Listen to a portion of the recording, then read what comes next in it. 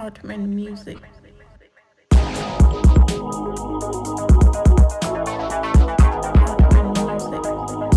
You're about to tune into Leaving the Ring. All boxing, no filter.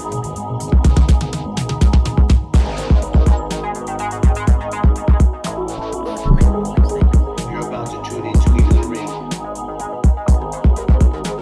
All boxing, no filter. Ottoman music. You're about to tune into Leaving the Ring. All boxing, no filter. Ottoman music. You're about to tune into Leaving the Ring. All boxing, no filter.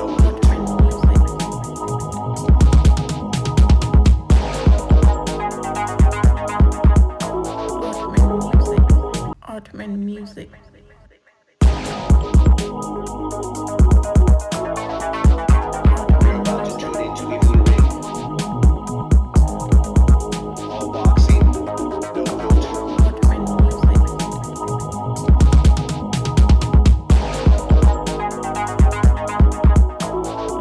music. You're about to tune into Leaving the Ring. All boxing, Ottoman no music. filter.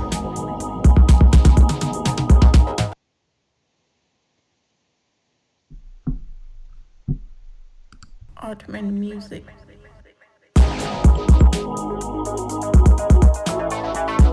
Ottoman music. You're about to tune into Leaving the Ring. All boxing, no filter.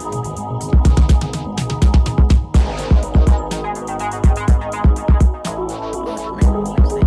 You're about to tune into Leaving the Ring. All boxing, no filter. Ottoman music. Ottoman music.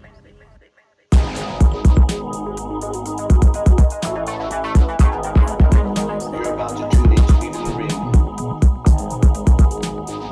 All boxing, no filter. Ottoman music.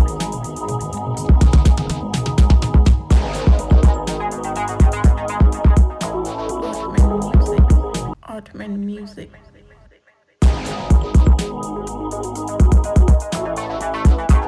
You're about to tune into Leaving the Ring. All boxing, no filter. Ottoman music.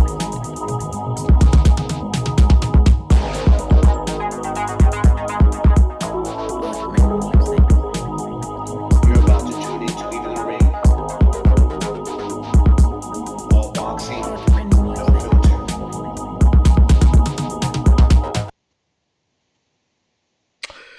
Well, welcome to a special edition of Leaving the Ring, Beer, Boxing, and Quarantine with myself, Dave Duenas, and my partner, Johnny Zig. What's going on, brother? What's up, brother? How we doing tonight, bro? Oh, man, doing good. You know, hanging in there. So we decided to pull up some old fights right here on the show.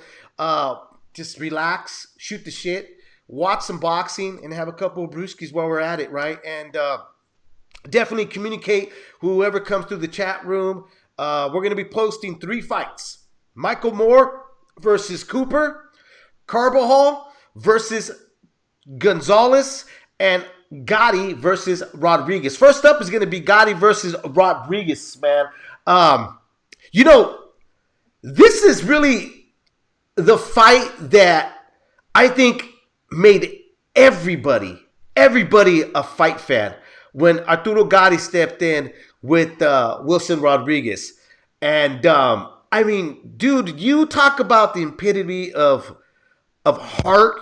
I mean, anytime, even fights that you knew Gotti wasn't going to win, you still tuned in to watch it, right?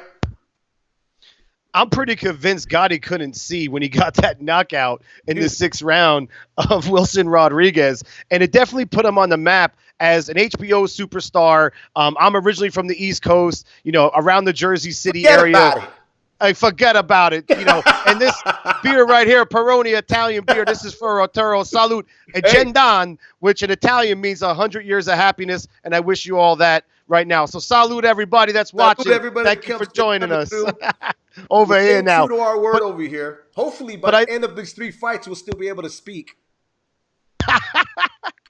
Hey, either which way, I'm down for it, because I'll sleep really good tonight if I can't speak. What's and it'll up, probably make my D-Style? girlfriend happy if I just go to bed and stop talking. Exactly. What's up, D-Style? Thanks for joining in, brother. D-Style, what's good? Thank you, bro.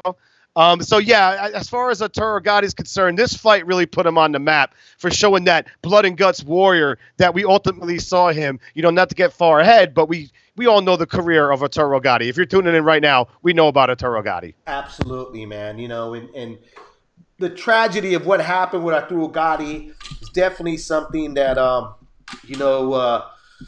everybody, even if, it's crazy that there's people that are not even fight fans that know the story about Arturo Gatti because, he lived on the fast lane. And then his passing, it ended up, there was a small documentary that they covered on HBO about his death and where he had passed away. How his widow kind of stayed back, the whole works and stuff. But, I don't want to bring it down. I haven't even had my first brewski, and I don't want to bring it down. I don't want to bring the mood down. But I've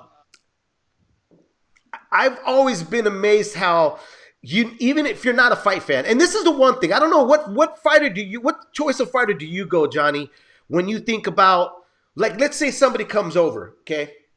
They're not a fight fan. And you're like, you know what? There's, you guys are kind of chilling. And sometimes what happens with me, somebody comes over, they're not a fight fan, a family member, a friend, and we're just shooting the shit, having a couple beers. And you get that kind of like weird, awkward silence for a little bit. And you go, this is when this is the moment. You go, hey, you want to watch a fight? And Arturo Gatti is the go guy for me to put on for somebody that's never watched the beauty and brutality of the sport all in one package. There is no doubt. I mean, you look at what he did to Joey Gamache. If you want to see a brutal KO, he'll give you that. If you want to see a warrior like you're going to see in this fight we're about to watch right now, he'll give you that.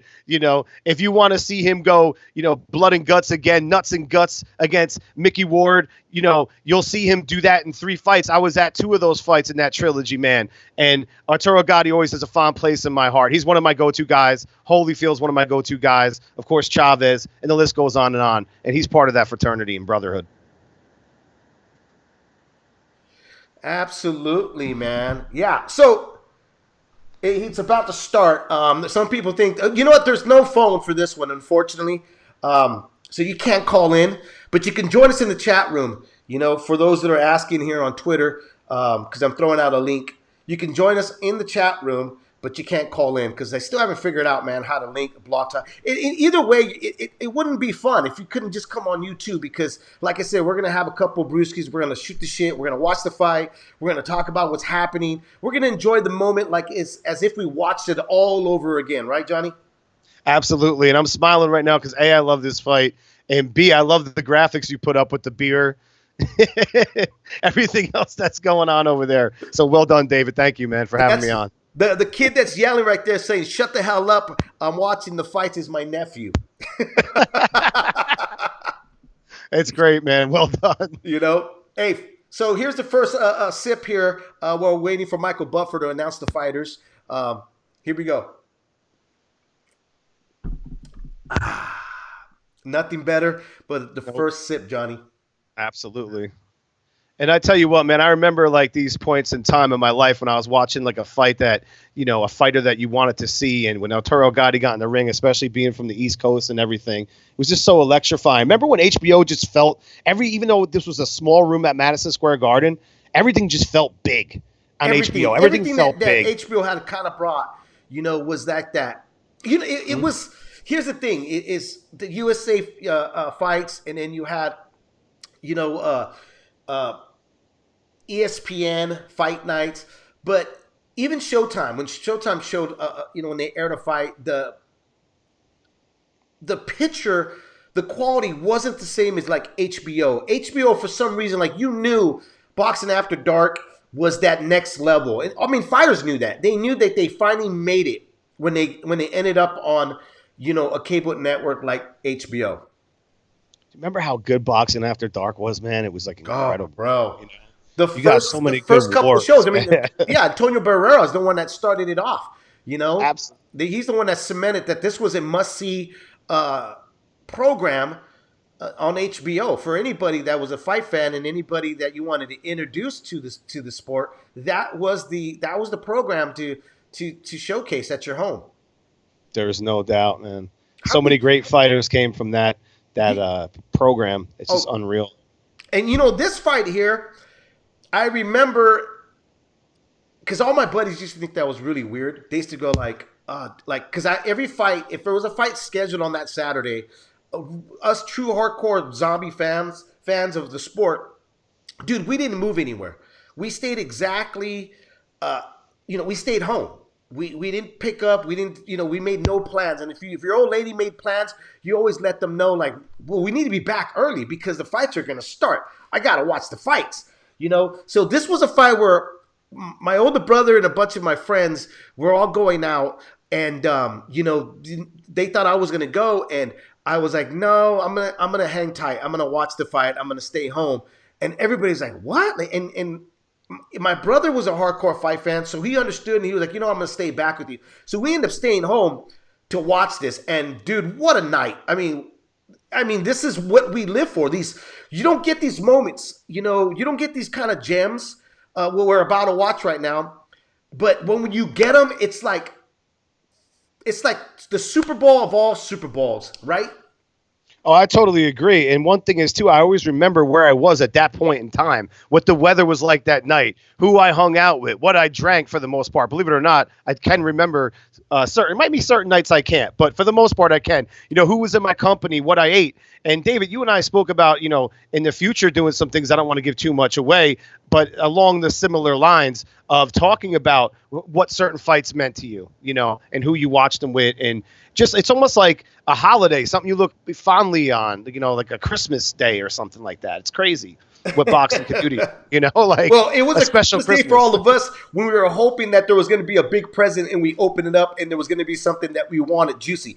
And this was definitely a present that both these guys delivered. So we're right now in the first round at the 2 minute and 31 mark. And, Arturo Gatti had an extensive background as an amateur. This wasn't a guy that just, picked up a pair of gloves and decided to step into the ring. I mean, he had some skill, but this guy knew he had power. I mean, he was knocking guys out early, and nobody knew who the hell Wilson Rodriguez, who he was. So I think Arturo Gatti went out there immediately thinking, like, you know what, I could probably walk this guy down pretty quick. And he needed to look explosive for HBO on that night because, all eyes were on him when he got in with Wilson Rodriguez. And like I said, even the HBO commentators, if I remember correctly, they didn't know a whole lot about Wilson Rodriguez as well. No, they didn't, but they learned a whole lot about him because he was gritty and determined in this fight too. And he fought back and he hurt Arturo numerous times. Both these guys hurt each other numerous times. Hence the end result, finishing within the distance and stuff like that. One thing I will say about Arturo is that when he wanted to box, he could box. We saw that in the second Mickey Ward fight, but he's a warrior. And when he gets hit, what happens? Just like Evander Holyfield for the most part, he wants to fight you back. And that's why I love these type of guys. And you'll see a great example of Arturo Gatti's intestinal fortitude here. There he goes right there, man. I mean, yep. He's they're both measuring themselves out. I like the way how they start off. They're both kind of, seeing who can land from distance. Arturo Gatti's using that jab really good at the moment. But Rodriguez is showing him like, hey, I got a good jab too. And he occasionally throws out that right hand just to see whether or not if he could touch him before he just unloads it, before he actually, holds his ground and throws that right hand. Yeah, you could totally see they're both measuring each other, but you could also see that they're willing and ready to engage and get, you see it right now, how they're starting to get closer. Yeah, they're starting to hook off the jab and they're starting to go down to the body. When Wilson finally realized, like, dude, I could touch this guy. And I could touch it with every part of my glove, not just the tip of it, but go right through the cushion and make Arturo Gatti feel my knuckles. Not just the tip, David, right? Not just the tip. I swear to God. Only the tip. But for real, they're power jabbing each other like crazy, and they're hooking off the jab. They're shooting. See, this is what I miss about fights from this era, and some fighters do it nowadays. But put combinations together: double jab and hook, double jab, go to the body, double jab, right hand. These guys had a lot of balls in round one, bro, and this is the chess match a version of this fight right now. Oh yeah. Remarkable stuff. And we are counting down for the first round to end here on Beer Boxing in Quarantine. Hey, don't forget to subscribe and hit that little notification bell so you know every time that we go live.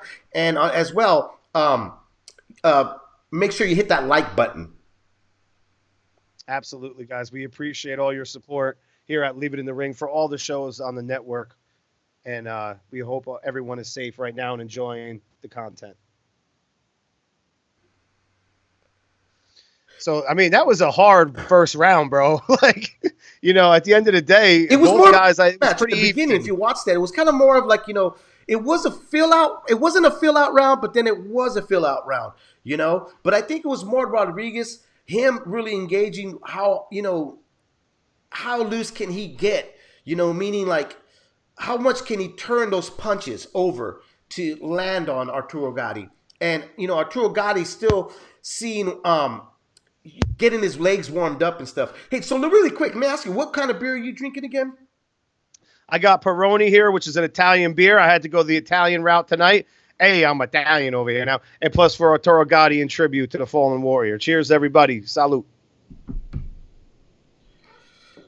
And then This is where you see Arturo just like, you know what? Okay, all right.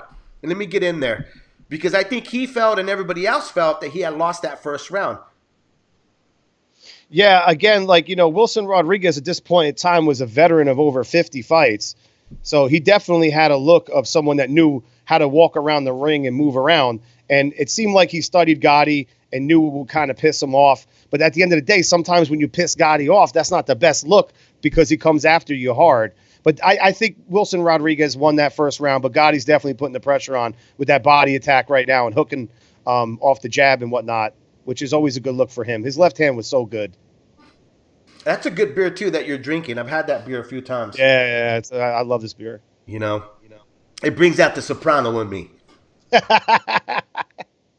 I got the Paulie walnuts going on right now, bro. I got to start dyeing my hair because I got grays on each side. And everyone's like, dude, you're getting gray. I'm like, shit, I know.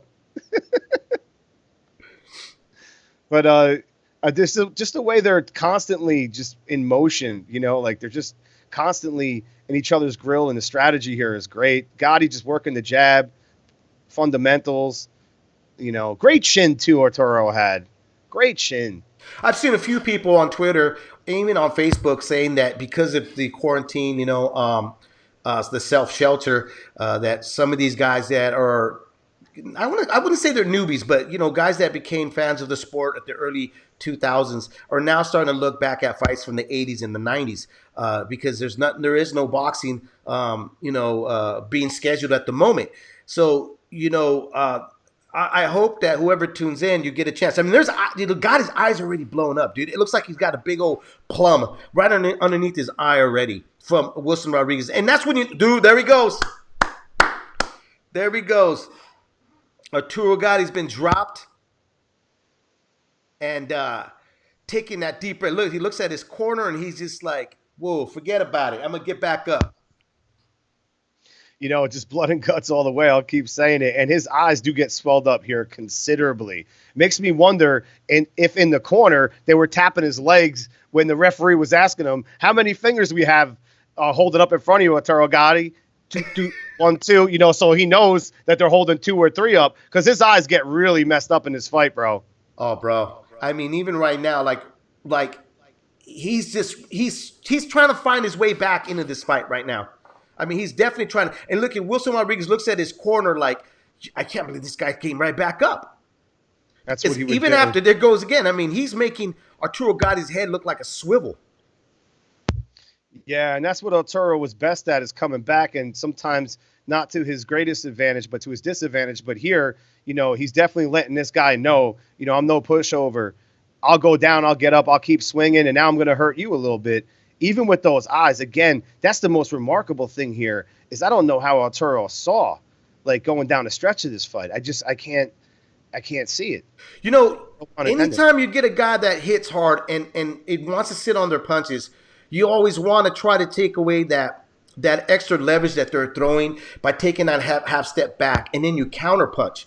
Like, you don't want to come forward, especially after you got hurt. And Arturo Gatti got hurt in the second round, but he kept coming forward, and it forced Rodriguez not to sit on his punches. It actually forced Rodriguez to use the ropes to kind of like hold him up, even though, Arturo wasn't really landing big shots yet. I mean, he was swinging at the fences, but he wasn't landing those shots, and just to him deciding to put that pressure on Rodriguez, it actually took away any momentum that Rodriguez thought he had, because he had to kind of revert on moving and not standing his ground. So this kind of worked for Arturo Gatti.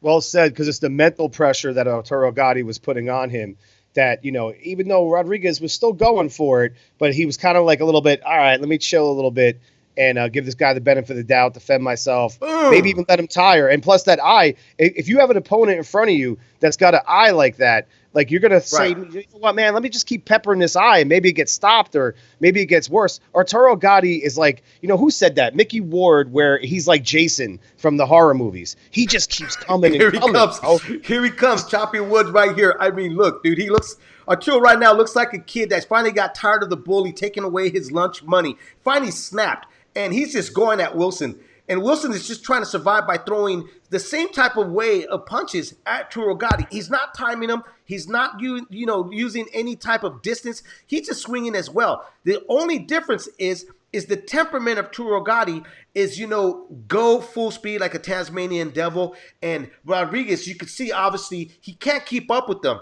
He's happy that they're kind of tying up for the moment. And again, look, I mean, Jesus.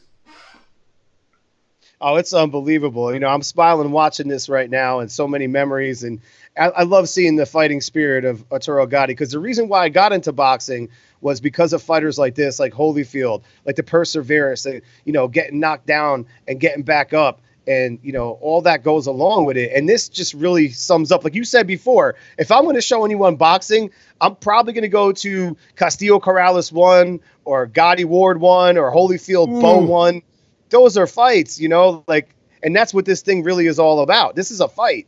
And that left hook of Arturo Gatti rocked Rodriguez. Yeah. And he's now Arturo's he's finally kind of realized, okay, this is what I can land. This is landing easy, because he's landed for like 4 to 5 clean punches, left hooks on the right cheek of Wilson Rodriguez. Yeah, he's landed quite a bunch in this round, and you can see that Rodriguez is holding on a lot, and those are certainly catching up. And what I like is that Gatti will start going down to the body soon with the left hook, and now he's bringing in the cross and also going down to the body with the right hand. See, that's what I love is the varied attack, the trajectory between body and head, and just punch, selection. It keeps your opponent guessing. And anytime that I've ever fought anyone in the ring, whenever they had me guessing, I could not get composed. I could not get my rhythm. And to do that in this type of grueling fight, I've never been in a war like this, but this must be so confusing for Wilson Rodriguez right now in taxing. This was a tough round. Really, really tough round.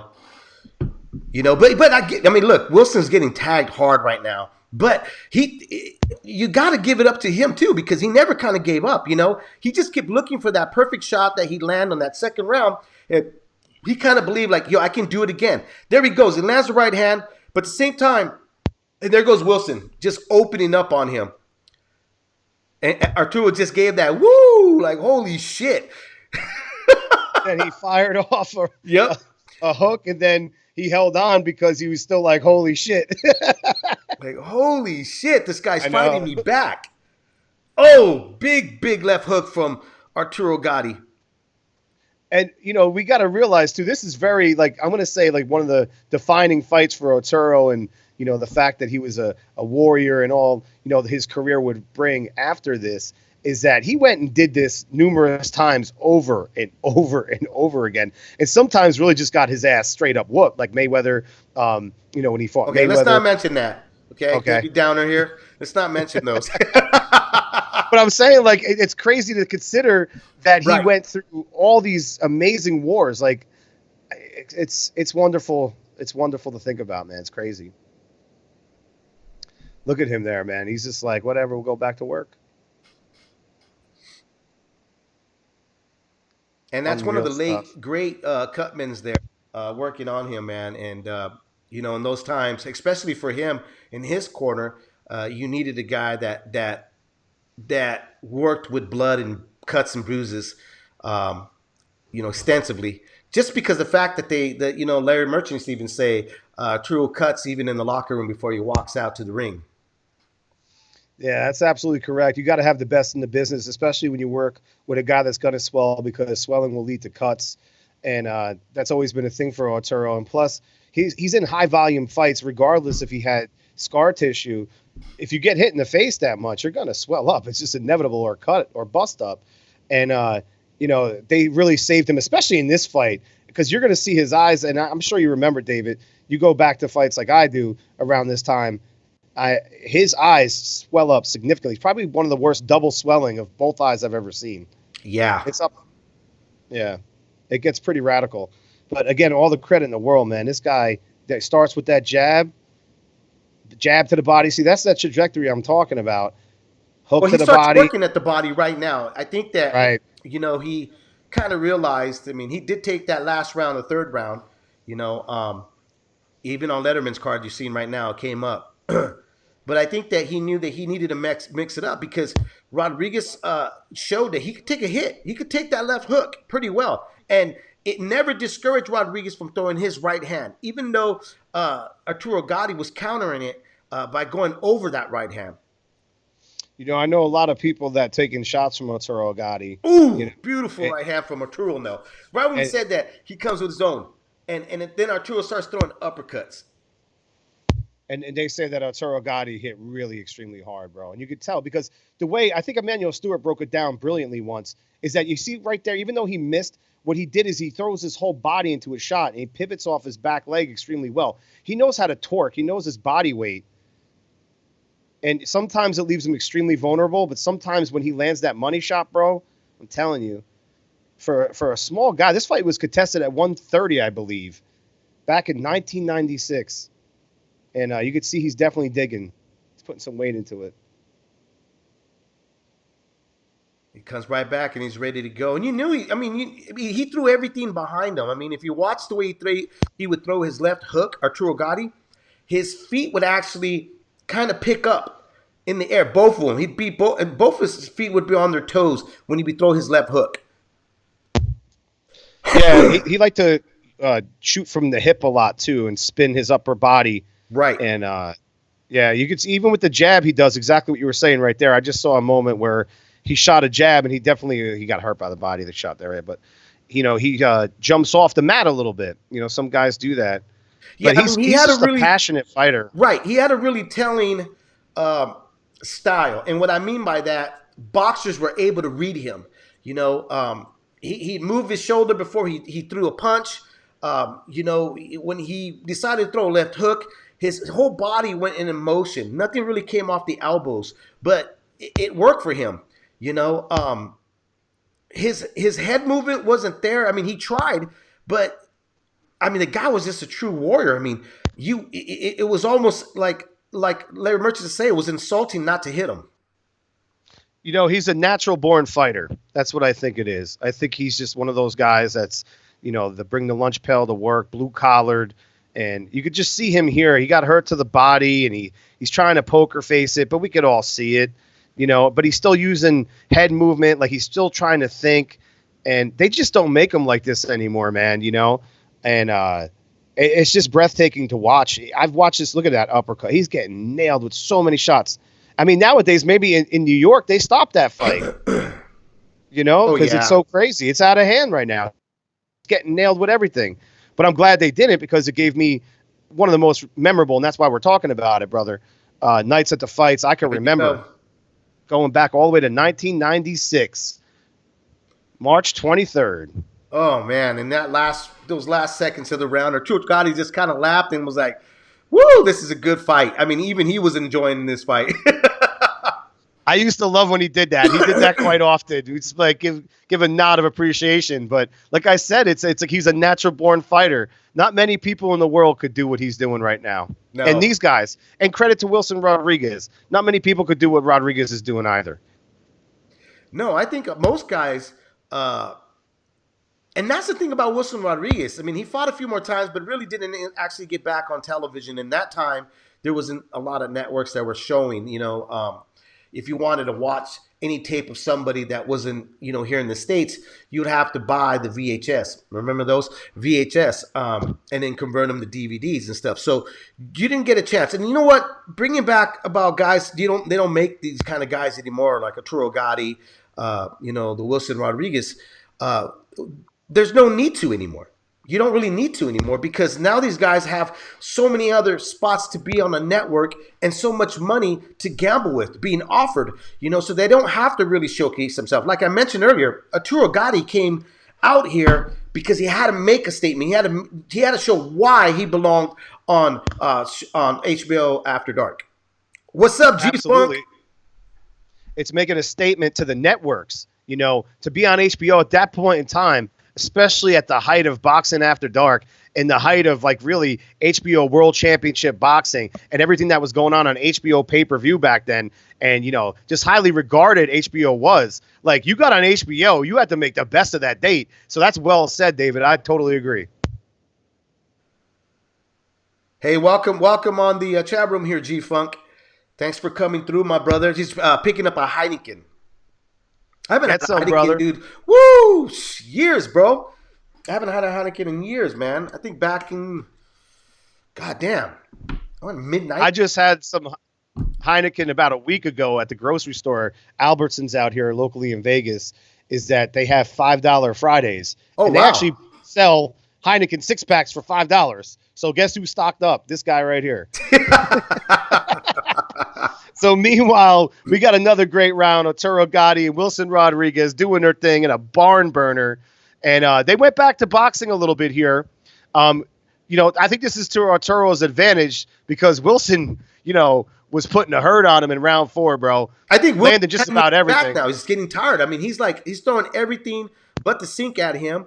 And if I'm in his state of mind, I'm like, whoo, thank God this guy's kind of hanging back just a bit. But you can see that Arturo does remind him that you know what, anytime, any given moment, I can let my hands go. That's where I was going with this is I think Wilson Rodriguez, people always talking about shooting loads nowadays. And my boys that State of Combat, Rafe and BC always talking about load watch, guys like just throwing that out there, shooting loads. But you know what? How else do I put it? Wilson Rodriguez might have shot his load.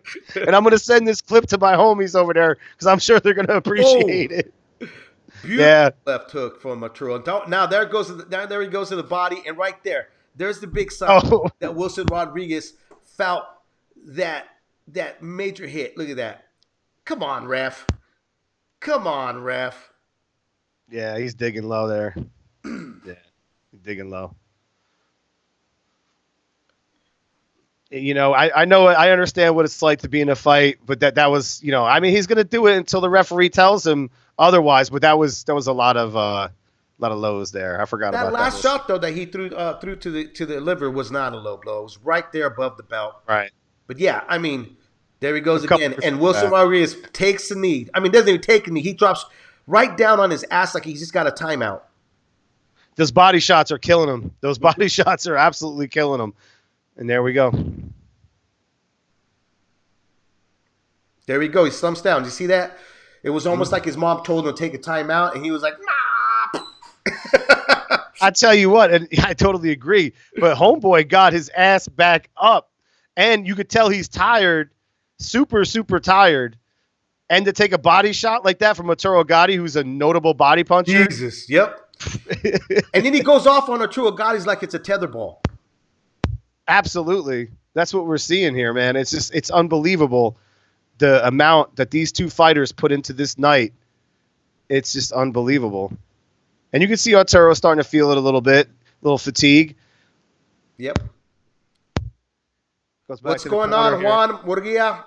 Salute, brother. Thank you, everyone, for joining us tonight. I'm going to say cheers. As I mentioned before, Gendan, which in Italian means 100 years of health and happiness. Ooh, there you go. Hey, let us know what you guys are having at home here, so we know that you're at least having a couple of brewskis with us while we're watching the fights the way that traditionally you're supposed to watch the fights. You know, back on a Saturday night, everybody sat tight, hung out, started bullshit, talking about the fights, watched the fights, and we all went, every time a big shot hit, and then everybody had a swig of their brewski. Absolutely. That's the way to do it. Hang out with your homies, man. Have fight parties, barbecue. That's what I was always about, you know. And even play drinking games sometimes. Like how many times Max Kellerman will admire, Andre Ward back in the HBO days. Do a shot. You'd be drunk in like 15 minutes.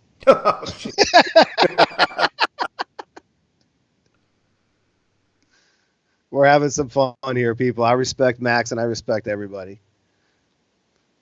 Here we go. All right, we got the sixth round coming up here. And Turo starting off with the jab, going down to the body. There's that trajectory again where I love the way Arturo used his left hand in a creative way. And then he would mix it up with the right. So you're looking for that left. You're looking up top with the left hand to come to the head. You're looking for the left hand to go down to the body. And then he'll dump a right hand on you. You know, I always thought that was very clever of him. I know a lot of fighters, use that tactic. And among one of my favorites, Evander Holyfield, who I mentioned earlier. It's a great tactic.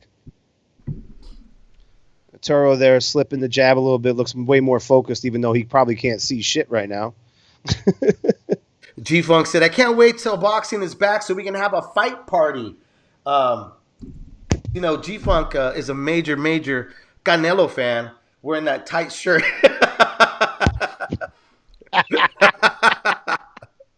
Juan Murguia just said, miss those Oscar De La Hoya fight parties here in East Los.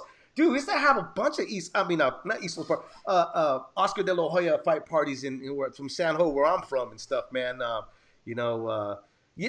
for some reason, I was always that one dude that was the only Oscar De La Hoya fan. Everybody else was rooting against him, G-Funk, You know what? Canelo power. I've always been an Oscar fan.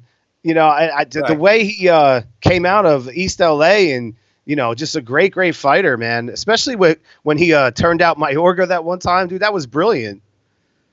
Yeah, dude. He's fought everybody. I don't think he shied away from anybody, to tell you the truth. He didn't fight Antonio Margarito, but I understood why. He was, was late in his age. It wasn't really a fight that he was looking for, and I don't think he wanted to pass the buck to Antonio Margarito. Instead, he ended up passing the buck to Manny Pacquiao. But here we're on the sixth round, and Arturo Gatti is still digging at that body, man. And, this is when I had that feeling, okay, I think Arturo Gatti is really kind of overworking him and is just too strong for Wilson. And there he goes, And it was at that moment, at the 53-second, that, boom, that was it. Oh! Done and over. Damn. I tell you what, dude, you nailed it on the head. All that relentless body assault after Wilson Rodriguez was seemingly tired about a round or two ago, but still persevering, and then to clean him up with that left hook because he had him hurt to the body and he had him looking downstairs. Look at Arturo Gatti's eyes. It's ridiculous. God. Laying there. I know. And that left hook was something, like, again, it just came with so much torque. And, man, what a fight, David. Unbelievable stuff. I was the only Oscar De La Hoya fan at a fight party of 20 people when he faced Fernando Vargas, Juan. That was an amazing fight. I was so impressed with Oscar, even though he looked like he had a shaky first round. And Fernando looked so strong. Remember how strong Fernando looked? And wonder there why. Was other moments too, yeah, exactly. It's a whole other conversation for another time, right? But going on De La Hoya real quick here. Ike Corte fight, that was a remarkable fight. Oscar gave us so many thrills, and that Manny Pacquiao one was a little upsetting for me because I'm a big Oscar fan. Yeah, that's a fight that we need to throw on the run it back because so controversial. Some folks felt that Corte won that fight. They stole that fight away from him, the judges. So that'd be a great show to put on here. Run it back for an episode and stuff. And here comes up Wilson. I mean, Wilson's still on the ground. Doctors are really checking on him. That was a brutal shot that Arturo Gatti landed on him, put him on his back. And like I said, this was the fight that really, honestly, in my opinion, put Arturo Gatti as a household name among most HBO subscribers. I could not agree more. After that, he was must-see TV, not only if you were Italian from the East Coast, just in general. I mean, the guy gave you everything you wanted. Even in his defeats and his victories, he was always sensational to watch. There was always a thrill. He always gave you everything he had. And they both threw left hooks at the same time, and they both landed, but you just saw, really honestly, the toll of what Arturo Gatti's done with the uppercut, the right uppercut to the left hook to the body. It just already took out those legs. And, it was really Wilson's will that was holding him up, but his body was already gone. You could see his body reaction. The language of his body was already saying, like, I'm pretty much done and over with. I was really, when we watched this fight, the first time we watched the fight live, I was actually like, dude, this might go, maybe 10 rounds. This kid may come with a second win. But Arturo Gatti was really flattening those tires, making sure you're not going to get a second win, my friend. And for that, my friend, deserve another twig.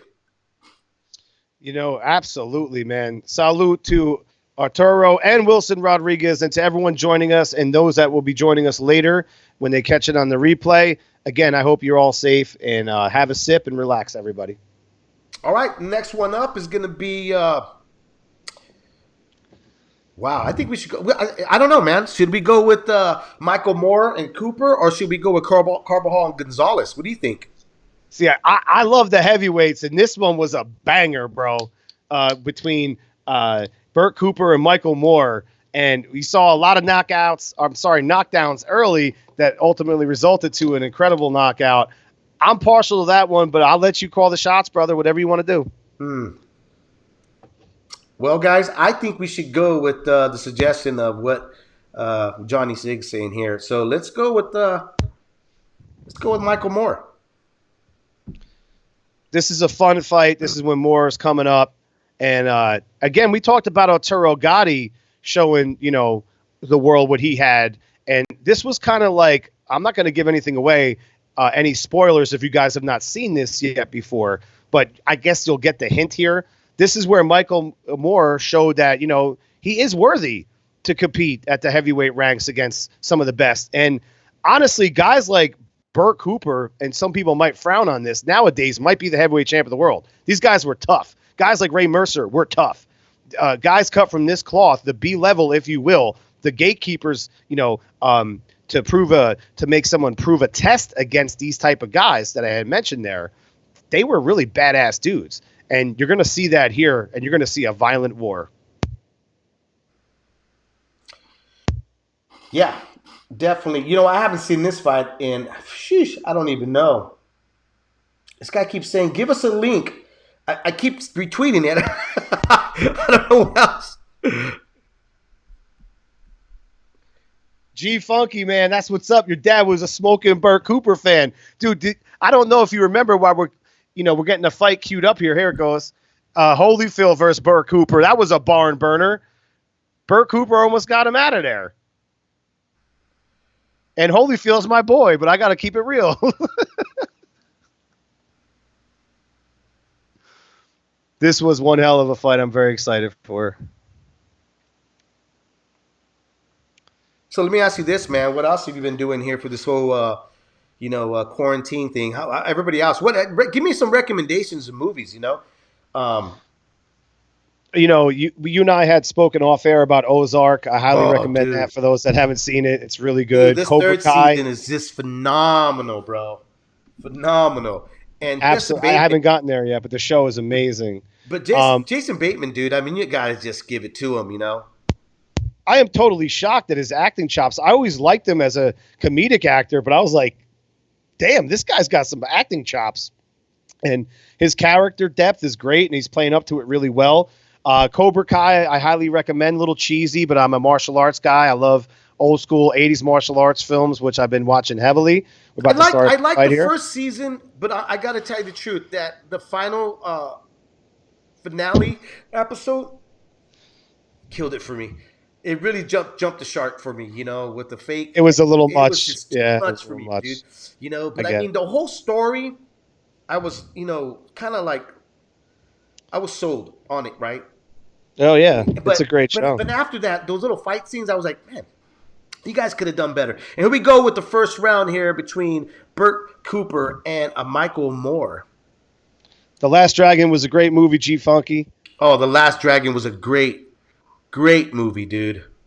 I just did Best of the Best Part 2 recently, man. What a great movie that was, too. Way ahead of its time. Martial arts movies. Show enough. So enough. My favorite part is when he's at the gym and he wants to fight Bruce Leroy, and that dude is Right. that his Asian kick Leroy steps up, and there he goes, bro. Oh my God, Michael Moore, dude. he looked done. He looked done right there. Dude, that's what I'm He just saying. slumped. And this is a foreshadow to the heart of Michael Moore. We saw him get dropped like, 7 times against Holyfield in their Yeah. rematch? So this show is a little bit about Michael Moore here. And people could say, well, the George Foreman fight, that's another story for another time. But Well, I'll tell right you, now, the George Foreman yeah. fight, you were never able to make mention it to him when he worked at the wild card. Michael I know. Moore, he would get upset, you know. But there he goes, boom, boom. Burt's just landing that right hand, dude, like nothing at this moment.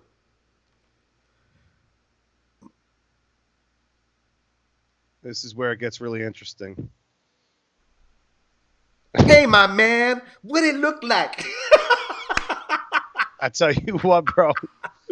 Oh, Burt Cooper just trying to get right up in there, man. yeah. But you can see the difference of how they land their punches. Burt Cooper follows through. It's on the fist. Right now, Michael Moore is really kind of hitting with the front of his knuckles. And that might be because he can't get his feet underneath him. He's still dazed. Just the way he got dropped. I mean, it was almost the Wilson Rodriguez drop. They both fell flat on their asses like if they got their timeout. I think Michael Moore, for a heavyweight, you know, that was small, has decent power at best. You know, like he was an all right puncher. There's a reason why, you know, he gave Holyfield fits and a lot of other guys fits. And the reason why he's still here right now, I think Burt Cooper felt something. I mean, obviously, Burt Cooper, again, load watch, might have shot his load here a little. Oh! Down he goes. This is why this fight stands out to me, man. You got both guys down in round one. You have drama. Yep. And And Cooper's- it's a heavyweight fight. Cooper's so taking his dynamite. time to get up. He is definitely, he's wobbly. Look at him. Yeah. See, now with the heavyweight type of fight, this is why it's so compelling to me. Like we talked about off air before, Foreman and Ron Lyle, guys could go down, you know, back and forth. And that really happens in all cases of boxing, but heavyweight's just dynamite explosion. All it takes is that one. So it's like really anyone's game right here. And both guys are jeopardized. And a smart thing for Michael Moore right there when Cooper looks just staggering and Mike decides to go almost automatically is to glue his, start, tapping the body of Burt Cooper. This was one hell of a first round. I mean, geez, man. Yeah, dude. I mean, like I said, Michael Moore looked like he was done. He was out. I look at Cooper, too, doubling over. It's just wild. And, again, these guys go for it. And we're going to get a couple rounds here, guys. So definitely stay tuned and enjoy and sit back and relax. This is what definitely show's one of all those about. fights, man, where you better be double-fisted. Because any moment right now, something's going to happen, and something's going to happen big. Yeah, you can't go to the refrigerator, bro. No. I remember that, too, with we talked about before. Gotta be A double-fisted. certain particular heavyweight fight. A particular heavyweight fight that we're not going to mention because we don't want to give too much away to y'all. but we're going to do one in the future that is of the same ilk, if you will. And the mouthpiece comes out for Burt Cooper. Wonder where Diego Corrales got that from. Oh, that's another one I'd like to talk about, man. That fight. Yo, how about, what was it, Joe Goosen? You better get fucking in on him right now. Yep. Like, that was one of the biggest, most compelling moments I've ever seen in my life in sports. I was like, holy shit. And he did it. And he fucking listened. Look at these shots these guys are throwing. These are, even though Moore is a small heavyweight, you can see Burt Cooper is a strong man. This is a very physical first round for heavyweights. Oh, yeah. Well, I'm going first. I don't know where you're at here, Johnny. I think you're babysitting. Nope. This is my second here, What? and I got a side piece. I got a side piece, little vodka rocks here, bro. So, Holy smokes. hey, bro, I'm we're in the one that- quarantine, bro. I'm going to have to give you a tap on the side of your ass there the way Michael Moore did to Burt Cooper at the end of that round. You know what I'm saying? Hey, bro, that's what I'm all about. This is bro down time, dude. Like, we get to sit here and watch boxing and have some drinks, and, we need this, and everyone that's joining us and anyone that listens, after the live feed that we're doing here, please enjoy, because we all need some stuff like this to be a distraction. I mean, these guys really just went at it, bro. And Unbelievable. Yeah. Oh, Showing the replay of what happened to Michael Moore, and like I said, it almost looked like he was done. I didn't think he was going to recuperate, to tell you the truth, but he comes back and puts Burt Cooper right on his back immediately. Yeah, and I was surprised he recuperated like that, and I've also seen him do it again when Holyfield was knocking him pillar to post. And not to keep mentioning that, we're watching this fight right now, but I think this gave you a good assessment of what Michael Moore is capable of moving forward in his career. I think he's a very underrated heavyweight, and very misunderstood in a lot of ways. Well, I think what happened with him was, he had to dig like deep, super deep at times. And, either he had it, either it was turned on when he got in the ring, or it was like really turned off. And there's just no way to kickstart him to get him going when he was losing rounds. Yeah. Really stubborn guy. Yeah, you could see that. Dude, Dry. Cooper's just landing that right hand, and it almost looks like, when you see guys hit the heavy bag and they're just kind of like taking the time and just throwing that bag, bam, bam. That's pretty much right now is a picture perfect of when a guy throws at a heavy bag, Burt Cooper's doing to the face of Michael Moore. Yeah, he's just trying to rough him up and just outman him, outwill him, out-strengthening him. And, he's got the upper body for it, and you can see the way he's leaning on him and roughhousing him. And Michael Moore, one thing about him, too, is his adaptability. You could see, like, even though in that moment he wasn't doing great, he's adapting still, and he's figuring something out. He's not totally out there, and he doesn't look like he's losing his composure, and that's really important. And meanwhile, you see Burt Cooper losing some steam. Well, here's the crazy part is Mike, after getting dropped, he comes back, he drops down Cooper, and really, honestly, I thought he controlled the remaining of that round. Here on the second round, he's really letting Burt Cooper back into the fight. I was so surprised that he didn't jump on him immediately. Find out how much of Burt Cooper was, really stable. And this is what I meant about Michael Moore. He was a guy that either he could turn it on and then immediately just turn it off, and he would lose rounds just because of that whole mentality of him that it took him sometimes a bit to just get going again. And Burt Cooper right now, again, is starting to let his hands go, while Mike was just basically just leaning on the ropes and, finding some rest time. It might be because he, shot all his load, but he could have, jabbed. He is a southpaw. He could have jabbed and gave him a lazy jab maybe. But instead, he allowed Cooper to lean on him and just kind of run out those minutes so that he can regain himself. That was a bad move, in my opinion, for Michael Moore. That's a good observation, and I think he's banking on, Cooper to kind of tire out a little bit, or maybe he feels like these shots that Burt's landing on him, on the inside like this aren't as effective as they would be on the out, and just kind of letting them again shoot that load. We've had about 17 load shooting here, guys. So, let the guys that State of Combat know that there's been a whole lot of loads being blasted over here. But, in the meantime, Michael Moore just keeping relaxed and doing his thing. And Bert Cooper, he wants that right hand. You could tell he just wants to get that inside right hand on Michael Moore. And that's the right shot to shoot on a southpaw because, the right hand lead, or even if you cup it and hook it, it's a good punch. And Bert just wants the fight to be on the inside, I think, because Cooper doesn't really want to use his legs too much. And I don't think Michael Moore wants to use his legs much either because of that crazy first round we just witnessed, bro. Yeah, this is really from the first round and how fast paced. This is at a cruise control pace at the moment. Yeah, when we get to the next third round coming up here, everything just goes to hell. Like in terms of just frantic pace and these guys really pushing themselves here. You're going to see that this was more of a grappling, jockeying, I think, for stamina position is what we're seeing here. Both guys trying to catch like an active break, if you will, like showing activity but kind of resting a little bit. And in this next round here, you're going to see you'll see a little bit more of displays that we saw in the first round there, and it gets pretty brutal. But yeah, going back to that Holyfield fight, man, I see some people in the chat room talking about Evander Holyfield, G Funky 84.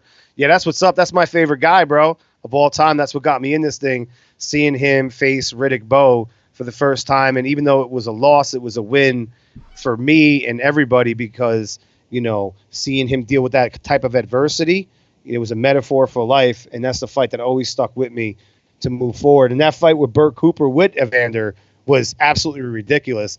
I'm sure you remember, if you're a big Holyfield fan, all those uppercuts that Evander landed on Bert Cooper in that fight. My God.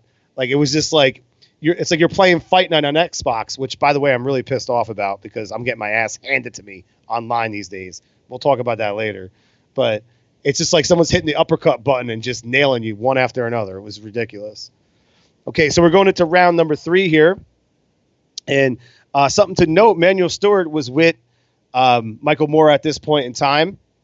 Obviously, they have history together. I think Emanuel Steward pretty much has history with, every great fighter that's ever laced him up at some point in time, or at least has influence on every great fighter that's ever laced him up. The mighty Emanuel Steward, of course. Great guy, by the way, too. All right, so you can see the punch stats here. Whole lot thrown, whole lot landed. And both guys looking a little bit tired, but we're going to see some fire here coming into the third round. Hope you guys are all enjoying this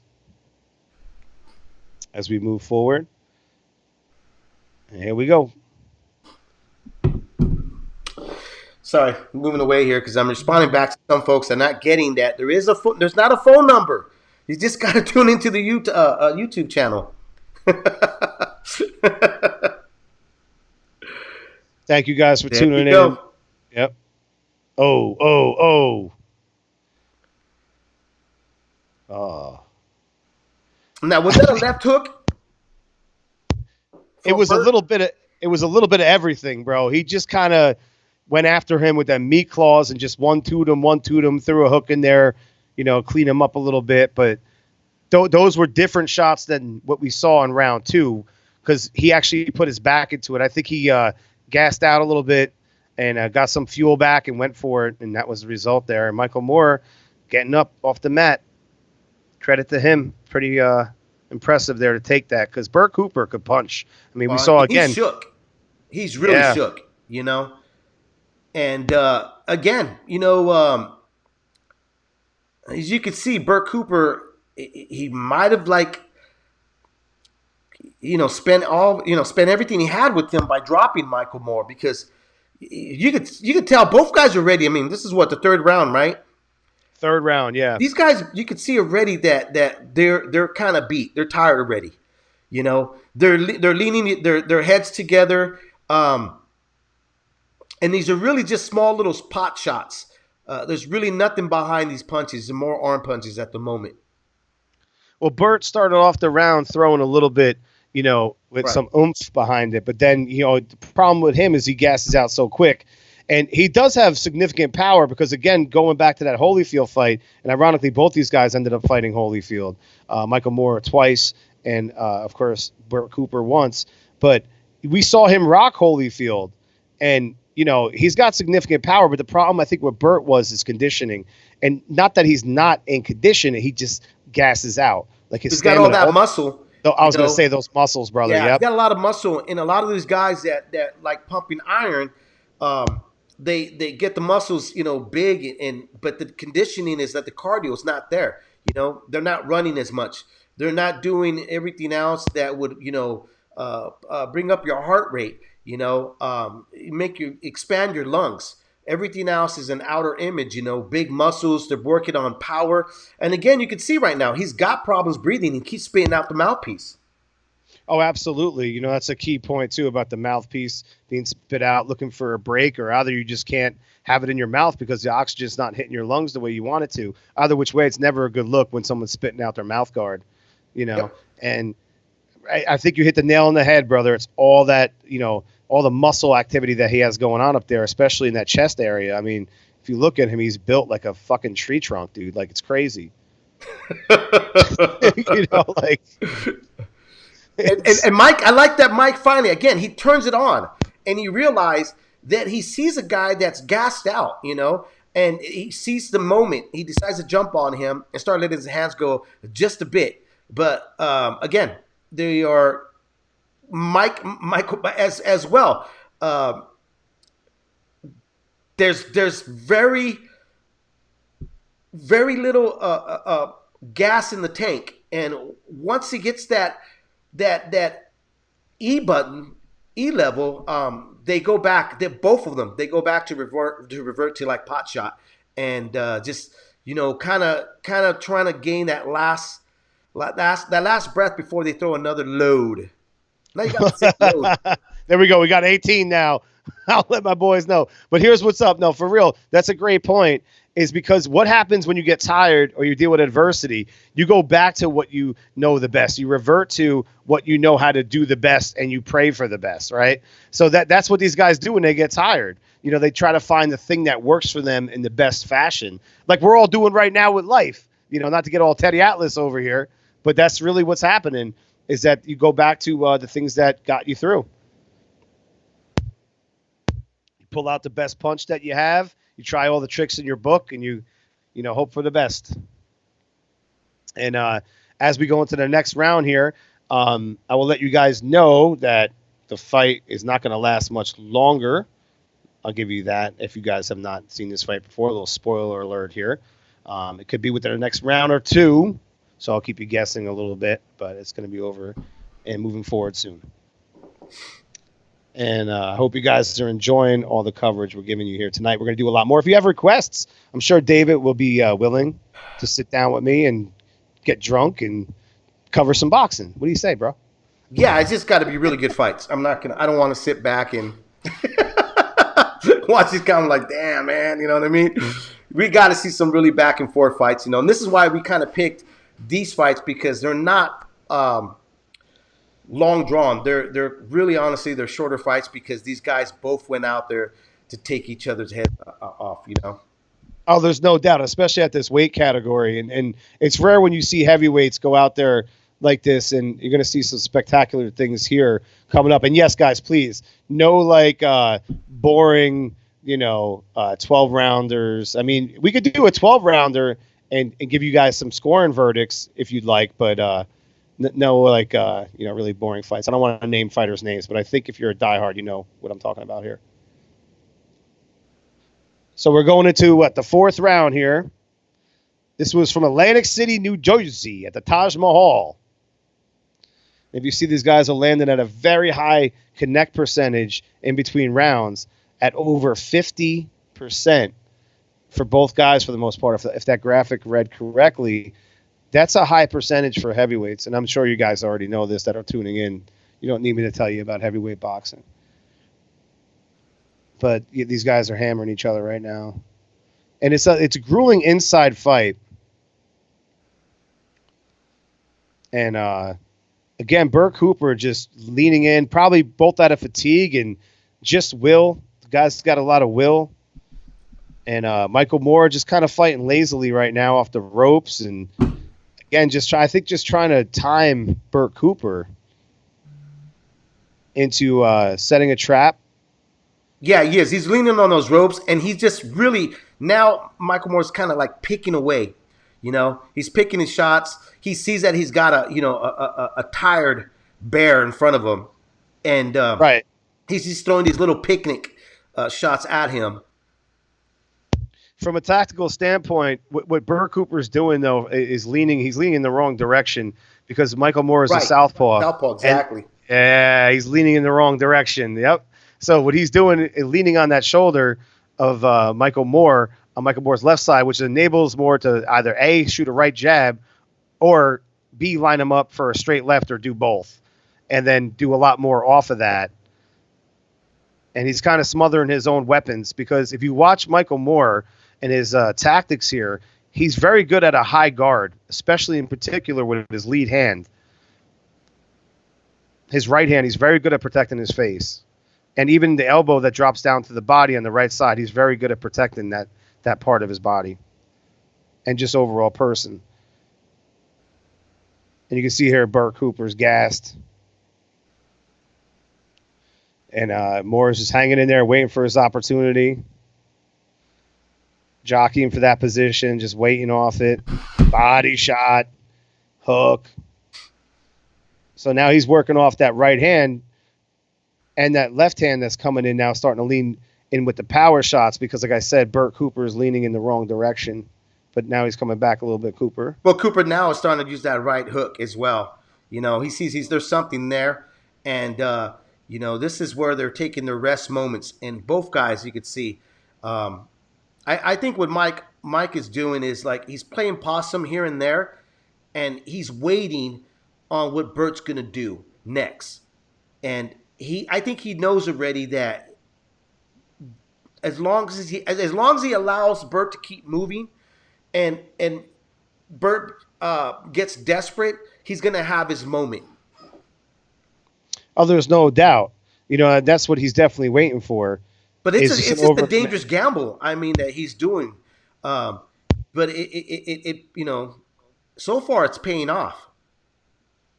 Oh, yeah, there's no doubt. I mean, he's fighting. You could tell Michael Moore is fighting the fight he wants, even though he's against the ropes and Burt Cooper's the aggressor and he's, you know, roughhousing in the corner and stuff. I wouldn't want to personally deal with it, but the mental side of it is I think that Michael Moore understands that it's just a matter of time before he can start putting some punches together. And he has a very tired, seasoned veteran in front of him. But, again, that high guard. Like I wonder how much of it how much of the game plan went out the door in that first round when he got dropped, Michael Moore? I think it all went out the window for both of them. When you have that kind of round like that, bro, everything goes out the window. And now it's just like fight to survive, like we talked about, natural instincts. And what do you know best? Like, what do you know how to do best to get you through this? And then we hopefully survive to go another day and bring in a better game plan. But both guys showing a lot of grit here, man. And we're going into a very special round right now in round number 5. All right, going back with movies here. You know, a movie I watched on Netflix was Platforms, dude. I don't know if you had a chance to watch that. It's a Spanish film. Really good movie. And it's I think it's supposed to be set in the future or something like that, where this guy decides to sign up to go, like, I guess it's like a prison.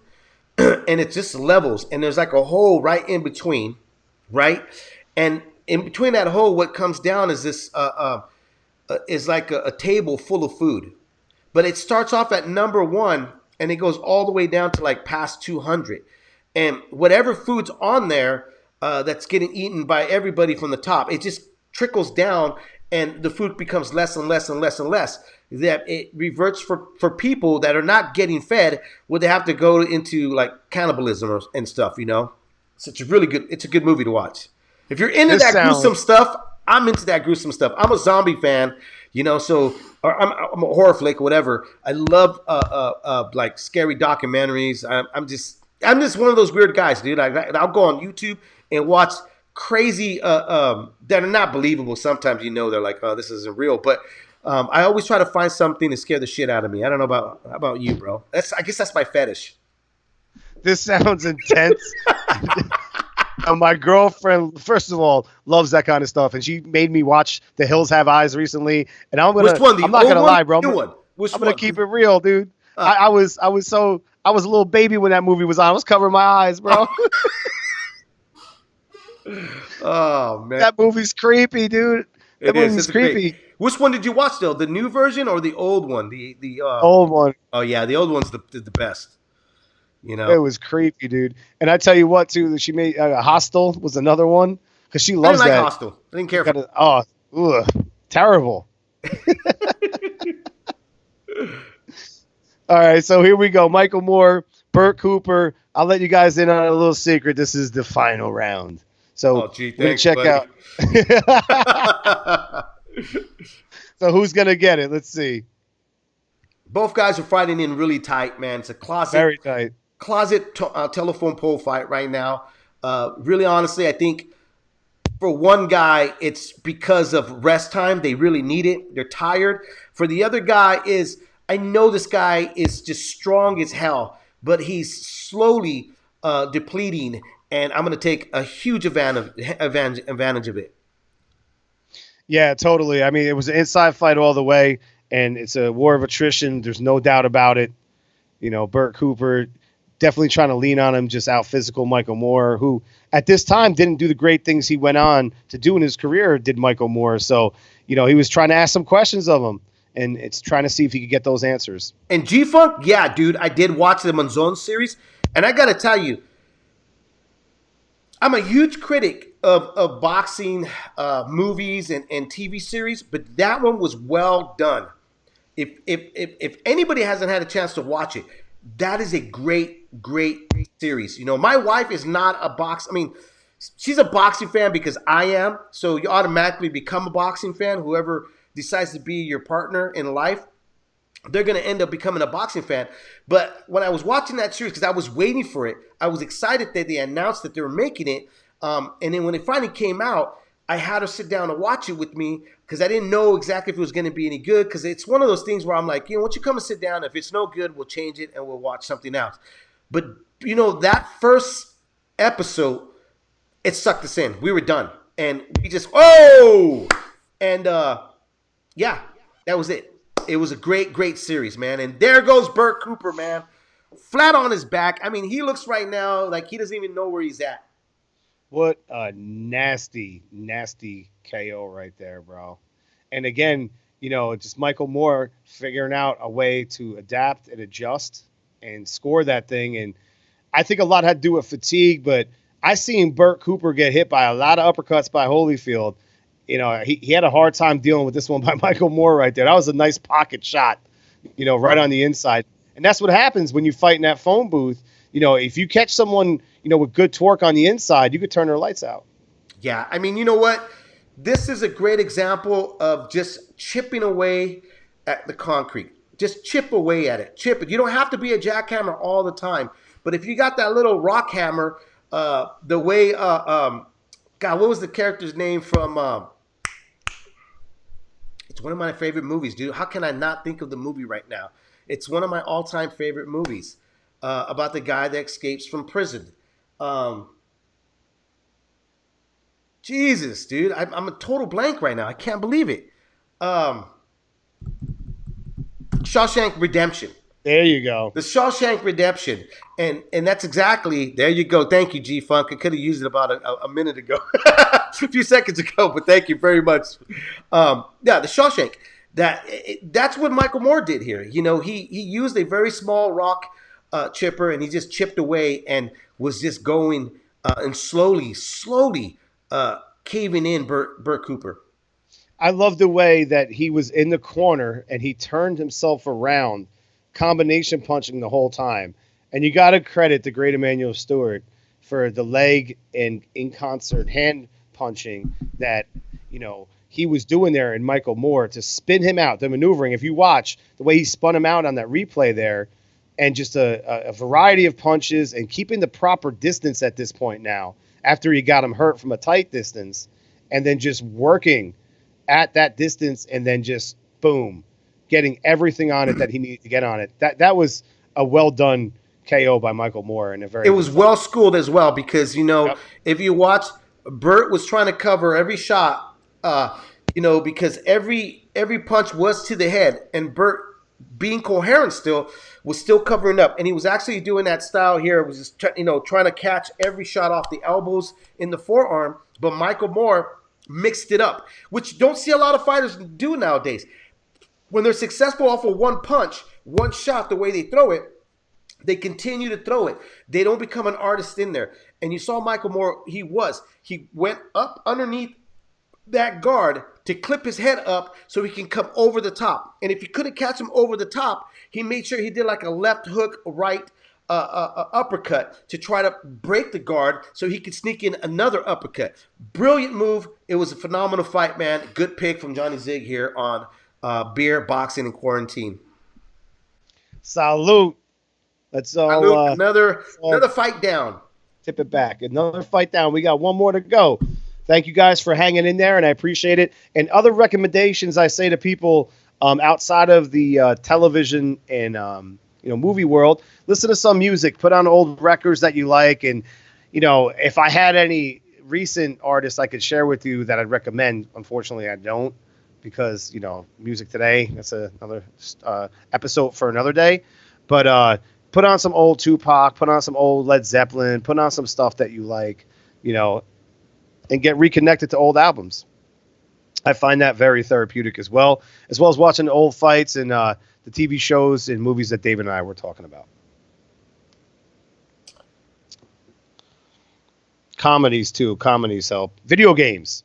Oh, let me tell you guys about Fight Night Champion. All right. So I make my character and I get online and I'm kicking ass. First two fights, Johnny Sig is 2-0 with 2 KOs. There he goes. So, right? And then they graduate me to the next level, bro, where I'm playing kids that I don't even know if they know about boxing or what. And I'm trying to get in the ring all like strategical, like we're talking right now. We're breaking down these fights, and I am getting fucked up. That's all I got to say. Right now, Johnny Sig's record, David, ready? Go for it. Is Let me hear 3-15. It's not bad. With 2 KOs. No, 3-15. No, I know, bro. But for Fight Night, you gotta remember this. You're facing kids that they go on and buy like other fighters, and they put all this shit together, and that's all they got. That's all they do, all effing day. Like right now, what's going on with this whole quarantine? My two boys, dude, they're loving life right now because they're able to play like like Fortnite and the new Dooms game, and these guys are killing people. I mean, just killing it and stuff. Then I get on there and sometimes I sit there and I go, dude, this is so stupid. The guy just shot me in the toe and I'm dead. What the fuck's going on here, right? Even now, I haven't figured out how to get online with the Fight Night, EA game and stuff. I'm still figuring that out. Yeah, I'm number 1 too there, Michael Moore. But dude, I thought it was doing great for a while. Okay, and let me tell you, like when you go back and talk with the kids and all that, they play these freaking games, dude. They just, it's like they were born with these freaking, I don't know, what do you call them now? Just the controllers, right? They're not joysticks. You can't call them joysticks, whatever. But I made my character as well because, as you know, I wanted to play with you live, right? And I made my character was killing everybody. I was knocking everybody out. And but this is against the computer, right? Or the game console. That's what I'm beating.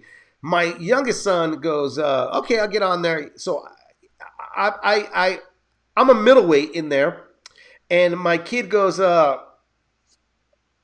dude, I can't remember what character it was, but I think it was Winky Wright, bro, to tell you the truth.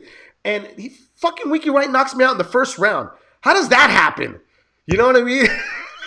Welcome to my world, bro. Like, it's weird. Winky has no power. I mean, how did Winky Wright knock me out? And I had like a 95. Right? That's where I was at. That they have your level. That was 95. Ricky was what, like 80 something, 88 or something, or even lower than that. And he knocks me out in the first round. Dude, Rick, I tell you what, man, like some things are very suspect. Like I was doing good. I felt like I was on a roll. And so I'm feeling brave and I'm challenging people on the upper echelon of the leaderboards and whatnot. And then next thing I know, it's like round number 1, homie's just like throwing punches at me. And I'm like, oh, he's going to gas out. And I'm going to catch him with a counter. He doesn't ever gas out. And I'm trying to counter him. I can't counter him. And dude, my guy is just a bitch. Like he went from Johnny Sig to just being Johnny Bitch because, dude, he has no chin now. I think against the guys I'm facing, he goes down one shot. He's out. I can't get him back up again. Oh, it's a mess. And you talk about fighters not being conditioned. Nobody's conditioned in that fight because they have 12 rounds that you could box. But by the 3rd or 4th round, you have a full bar, and then you'll be like this freaking big of a bar. And these are glitches they got to fix. You talk about boxing being fixed. Fight night is definitely fixed. But hey, let's go on to the next fight we have scheduled here on Leaving the Ring. Let's see. Michael Carbajal and Chiquita Gonzalez. Great fight. And the very first guys to honestly do a pay-per-view for that weight class, they were the guys that kicked open the doors for everybody to recognize the little guys, the flyweights of the world, that they can come in and produce a phenomenal fight. Now, as a Mexican American living in a Mexican household, my grandfather being from Mexico City, and my family, dude, that's all we watched were the smaller weights fight. From the flyweights all the way to the bantamweights and featherweights. So we knew already that this was going to be good, but the world knew this was going to be a real fight because these guys were the first ones ever to make $1 million. And like I said, opened the door for the smaller weight divisions to be recognized in the world of boxing that was ruled at the time by the giants, which was the heavyweights. We're taking you back to February 19th, 1994 in Las Vegas. And what a time, that was, for everyone at a heavyweight class or a heavier weight class when we talk about the middleweights or the heavyweights or, even lightweight. But at 107, which I think this fight was at, 108, I think, was the 108 weight limit. I think it was 108 or 105. 108. And for these two guys to make, what they were making, and there wasn't a more deserving two guys that I can remember. Now, this goes back a long time, but, if you look at their records going in, I think Gonzalez was 36-1, and you had Michael Carbajal at 27-0, right. And these guys were very deserving of this payday. And what a remarkable thing that was for the little fellas in boxing. Little fella. The little fellas. Not a good fella, but a little fella. The little fellas. I just coined the phrase right here. Over here now, the little fella. And I'm looking at the tail of the tape, 25 and 26. Carbajal was 25, Gonzalez 26. And this is just a wild time for both these guys. You'd have to consider going in and making a good payday and being an attraction on a pay-per-view. It's pretty amazing because even nowadays that would be considered remarkable. If you see two guys that people actually cared about at that weight class. No disrespect to people that campaign at that weight class, but it's just not a very popular one. But good for them. Yeah, So what round are you on right now? Speaking of brewskis. I got round. I'm on 2. I'm gonna go grab another one from the fridge before this fight starts. So yeah, I'm on 3 now. I just started my 3rd one here. Okay, you're gonna take anybody else tuning in? What round are you guys on? And G-Funk, are you still on the Heineken, bro, or have you switched over? I'm gonna be right back. Go right ahead, my friend. Look how young Michael Buffer looked at that time. It makes me feel that old now. Going back and looking at this fight here. And you talk about a fight party, big fight party at my house, my Uncle Mario house, who, rest in peace, who I was brought up with in terms of boxing. Taught me my first, how to jab for the first time when I was about, 3-4 years old. My grandfather, massive boxing fan. Boxing is a traditional thing. I know most folks that become a fight fan is because of of a family member. You know, either an older brother or a father. I even know some guys because of their moms. You know, their moms were big fight fans. My aunt Irma, massive boxing fan, man. Got her husband into boxing to watch the sport. He was more of a car racing, not NASCAR. I forgot the other type of car racing, you know, because I remember when I would say like, how could you watch this, the NASCAR? And he would get upset. He'd be like, that's not even car racing. That's not real car racing. And he would show me the other shit. Like they did, I don't know what it is. I could be wrong. Did Daytona or something like that. But yeah, you know, and I remember, honestly, I lived in a very small world, to tell you the truth, man. Boxing was the only thing that I loved to watch, and it was the only thing that I really was able to connect with my grandfather and my uncle, was this sport, you know, like have deep conversations with them, being as little as I was. It was the only time they would say, like, they wouldn't want to, like, talk to me. Other than that, they'd be like, vete para allá, cabrón, you know, go outside, you know, or do this, and, you know, you didn't clean up, and, you know, it was always something like that. But on fight night, we were just all equal. We were ready to sit down and watch the fights, man. That's the way to do it, man. You know, that's how I remember. It was always about family, hanging out with my father, my uncle, and then eventually hosted my own fight parties. You know, after the Tyson era, where I grew up with Right. my father, my uncle hosting the parties, and just seeing how to do it, seeing how it's done. You know, and it brought people together. And like we talked about earlier, it's like you remember where you were. You remember what the weather was like on those good ones. You know, and how special it was to you, the food you ate. It's about family. It's about commitment. It's about gatherings. You know, that's what we're doing here. It was Salute, definitely everybody. about summertime, because that's when the fights were scheduled. Big fights summertime, because they knew, promoters and networks knew, this was a time when family would all come together to barbecue, hang out, have some beers, and even pitch in. You know, you remember one time Oscar De La Hoya went under heat when being criticized about the amount he had to pay at that time, which was like $40. And at that time in the 90s, that was a lot of money. And he was like, well, invite friends and you guys all pitch in. Because in reality, that's what a lot of us did. You know, you did pitch in. I remember watching the De La Hoya and Trinidad fight. We all pitched in. I can't remember the exact amount, but we all pitched in to watch that fight. Dude, you talk about freaking disappointed, upset of the outcome of it, even though I'm a huge Tito Trinidad fan. I definitely thought that Oscar dropped the ball, but I was actually happy that Tito did win, but it was not the way I wanted him to win, if that makes any sense.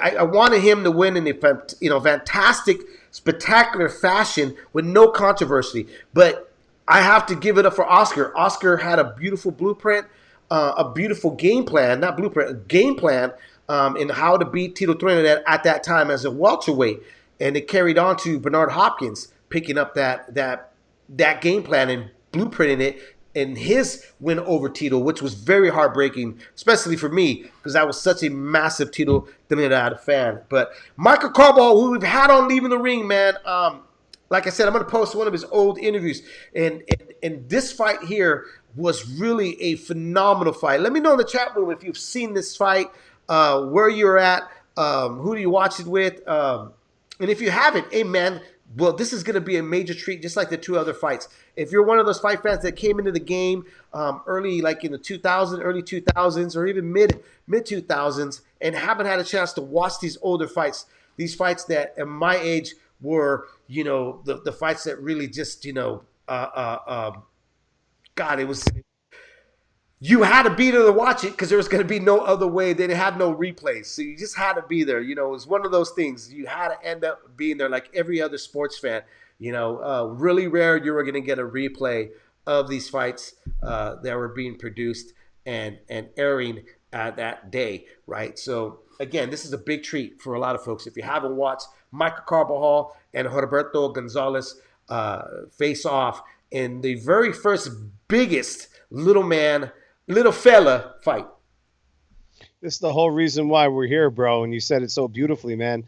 Like, you know, well put. This is the whole reason why we're here. These are the fights that really got us into the fight game, that made us reporters, journalists, podcasters, whatever, fans, just passionate about boxing. And these are the fights that I was telling everyone too that would listen to go back to and remember why we like boxing so much. And hopefully when boxing restores itself again, we get some action like this. Yeah, man. And you want to talk about this whole quarantine thing, the shelter in place, staying 6 feet away from each other and just being responsible about it. People right now are scared because they're not being able to produce for their families, and hopefully that stimulant check comes in. Some folks complain about 1,200, but 1,200 can go a long ways if you know how to budget your money and stretch it out for food, especially for food. The major concern for folks right now is about either rent, mortgage, electrical bill, whatever. Not my suggestion is start making calls. Let these people know you're not working. Okay, and it's easier said than done. But the reason I'm bringing this up is because I was mentioning earlier, like my kids, they're loving it. They're playing these video games. I could just hear my son right now in the game room, and our game room's right behind here. There's a wall that was built here for my office to do the enclosure. Game room's built back there and stuff. I can hear my kids up right now playing their games, having a great old dandy time and stuff. And guess what, Johnny? They're probably going to end up going to bed about 4 a.m. because they slept all goddamn day. My stepdaughter's doing the same thing. She's up playing Fortnite until 4. And David, you said it great again. And I tell everyone the same thing. Listen, as long as you're not hurting anyone or yourself, do what you got to do to get through this. Hey, man, you're a pot smoker. You like to smoke joints. Wake up and smoke a joint. Like my show says, fuck it. We got to do what we got to do to get through. And I tell you what, I might grow a mullet out like Carbajal here because, dude, I'll tell you what, quarantine mullet out challenge right here. It brought to you exclusively on Leave It in the Ring. Oh, man. I might have to go quarantine mullet challenge, bro. Who's got it? So here we go with the first round, and Gonzalez is a technician. That's what he was known for, but a technician that can drop you and hurt you. Carbajal, Little Hands of Stone, was known to really just go out there and bang with you. But there was never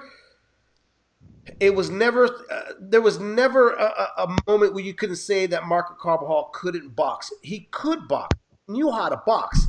He was an Olympian.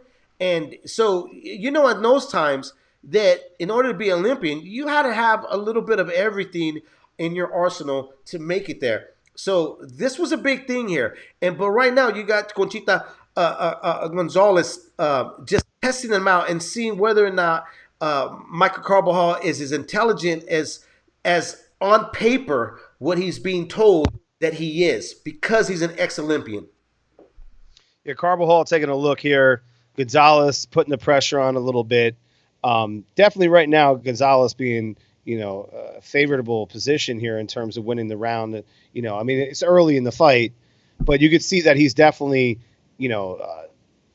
backing up right now, Carbajal, in a significant way. Body attack, punch trajectory, and range too as well. Like, very good stuff.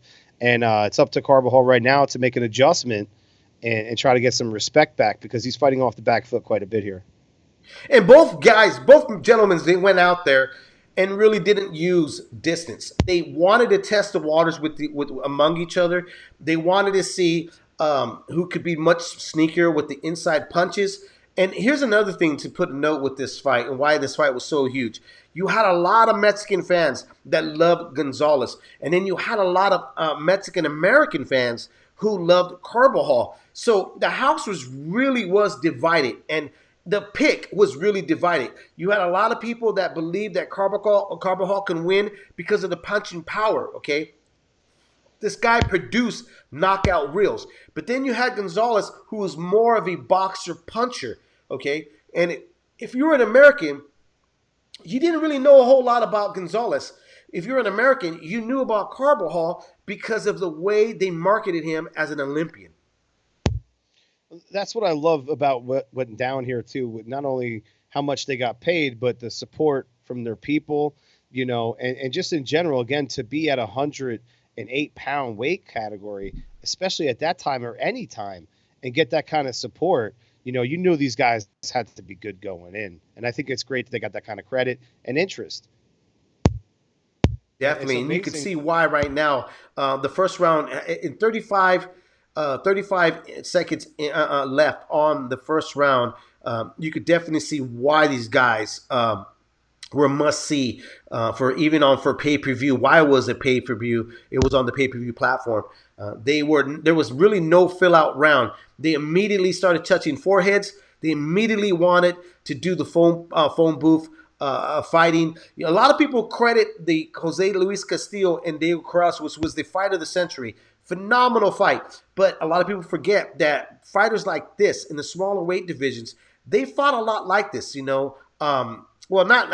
I'm sorry. Let me take that back. They didn't fight a lot like this because a lot of the lighter weight divisions they fought more on the outside, but they mixed it up with more combinations, more punches.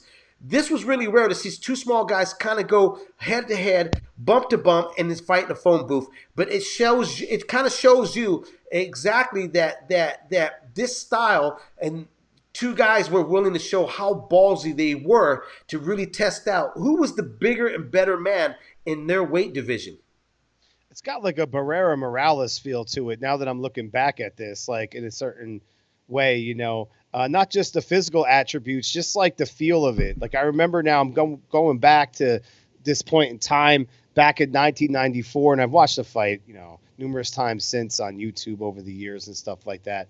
But it's just got that like, reminder of guys that are small that could really put hurt on each other. And like you said right there, I mean, that was a pretty impactful round, but we know it heats up.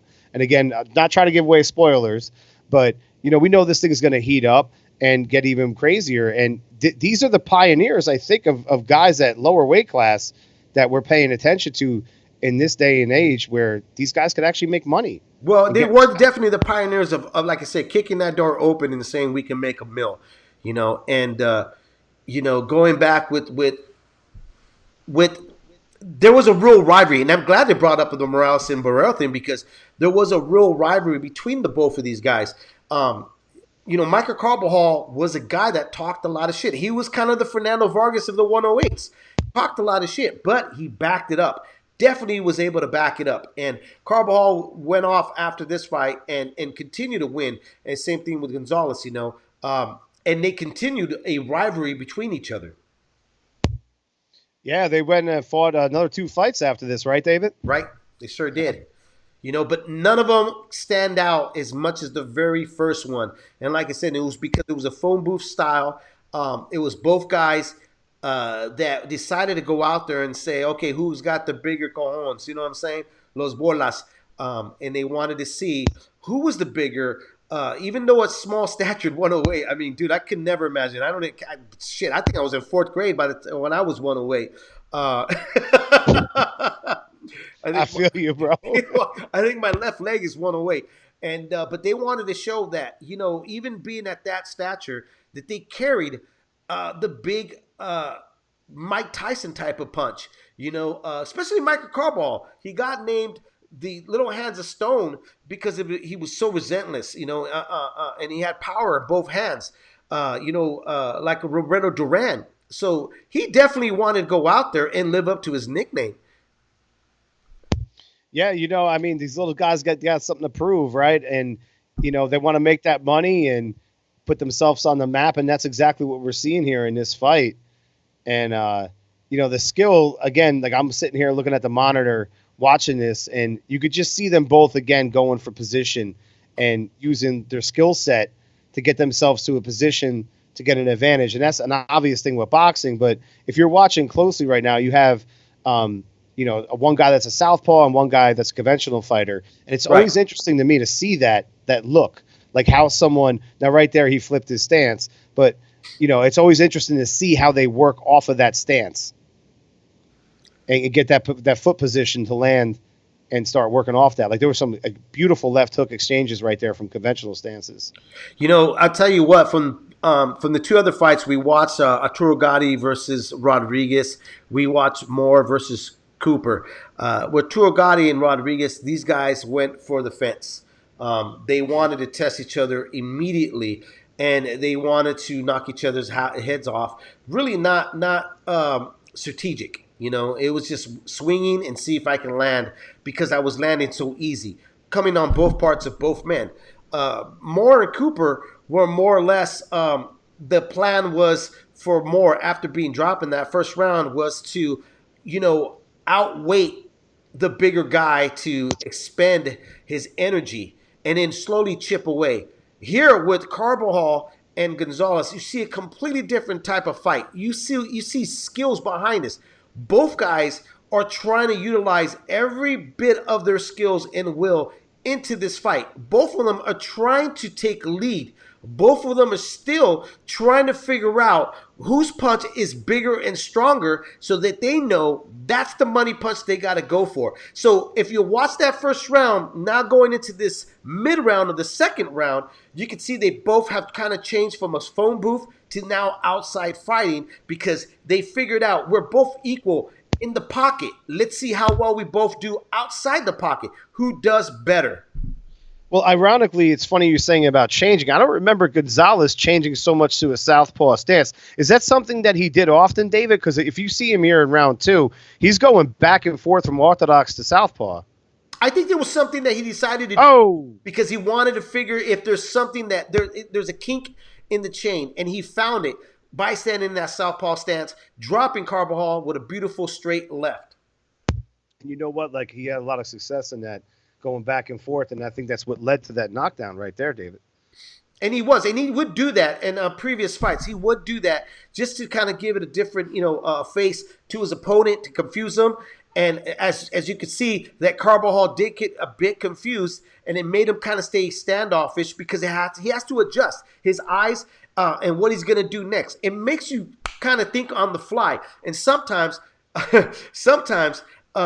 it can mess up, what is next for the fighter to throw next. Well, the geography of where you want to move and where you want to throw, it throws everything off. Like, I used to hate facing southpaws. I'm a conventional fighter. But you adapt. But now is right in front of you, so you're blind. Exactly. You're blinding yourself and all that. And I love that way. The attitude of Michael Carbajal was a really turn off to a lot of people from Mexico, like my grandfather, my uncle, because walking away in that first round after getting dropped, he showed the cockiness. By sticking out the tongue to Gonzalez, and later on lead on to the way other fighters would be, like Fernando Vargas. Remember Fernando Vargas getting dropped by Tito Trinidad, and then escaping that round, being able to stay in that round, getting back in the fight, walks away as well, sticking out the tongue or laughing at Tito Trinidad. That's a fight I'd like to revisit right there, man. I mean, that first round. Great fight. Oh, what an amazing fight. That first round was such like a shock. I mean, I wasn't surprised that Trinidad did as well as he did, but just the way he did it and the 2 knockdowns and then that 12th round and, of course, Vargas dropping him down. That was a hell of a fight, Trinidad and Vargas was. Well, we are having some beers here on Leaving the Ring on the beer boxing quarantine. So as everybody, when you're having a piss moment, or you're having a couple of beers, you have to have a piss moment. So I'll be right back here, John. Take a leak. I'll take it, brother. Friend. I'll take it. I'll take the wheel. Hold it up for the little guys. We're going to hold it up for the little guys over here. All right. So we're in round 3, guys. Great fight between Carbajal and Gonzalez.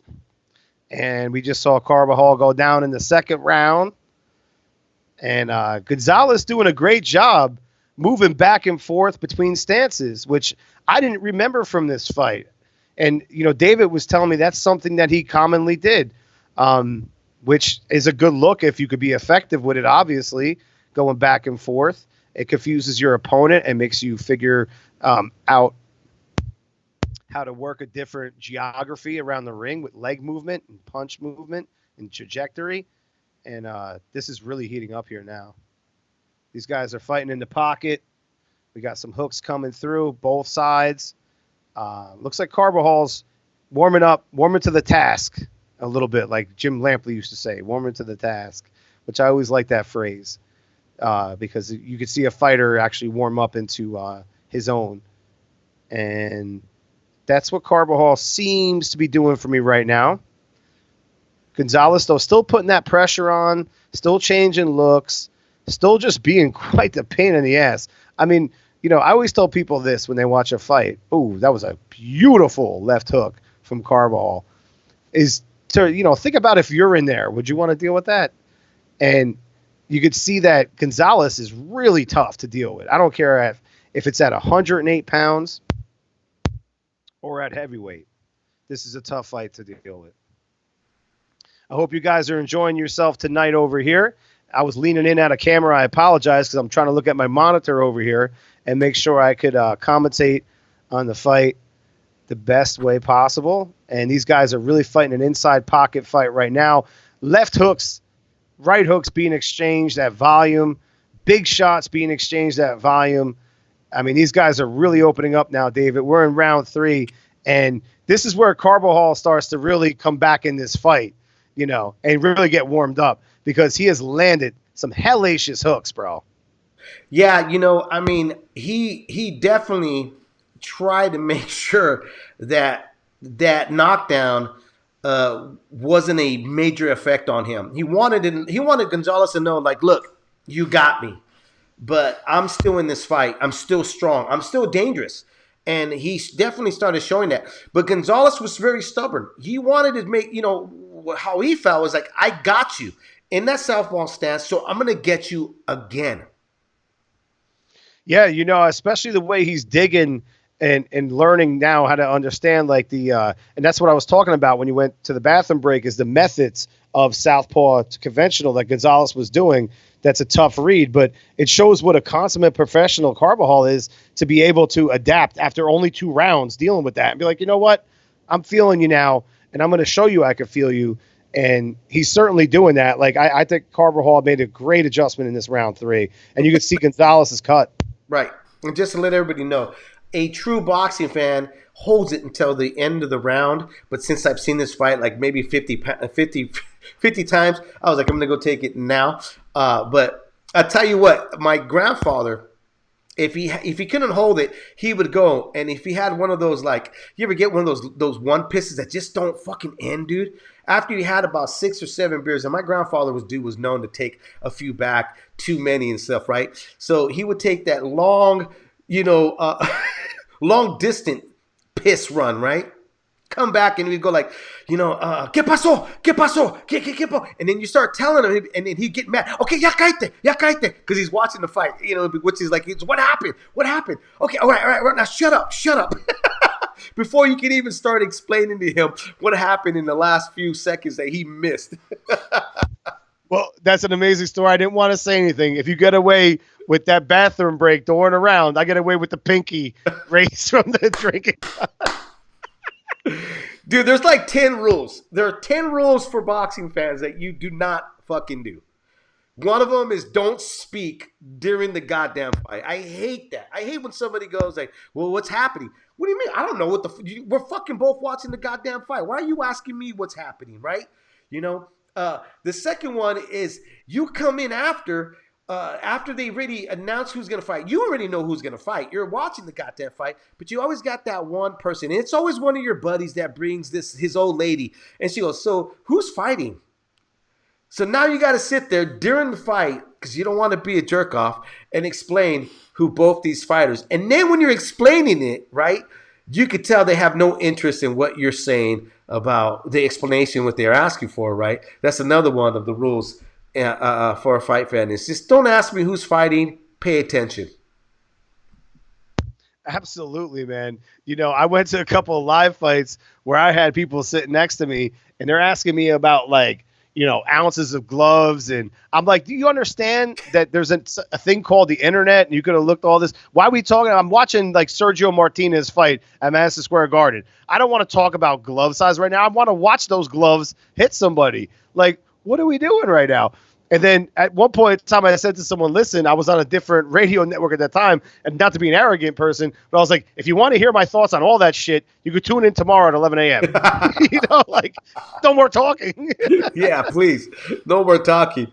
Let me watch the fucking fight. Another rule that you don't do to boxing fans is during a fight is go, I used to be a major boxing fan. I used to watch all the Mike Tyson fights. Dude. Not now, please. No bueno, bro. No bueno. And right now, you see, just going back with the fight here in the third round for Carbajal and Gonzalez, Gonzalez knew that he could walk back Michael Carbajal because Michael Carbajal was willing to walk himself back. And, a lot of times when you see a fighter that decides to walk himself back, you figure that they are a defeated man. So Gonzalez decided to go in there and trade and was stopped by the ref after he had landed a couple good shots because one of the shots, I believe, was low. Yeah, it happens, especially with the inside fighting like that and the way both guys lean in.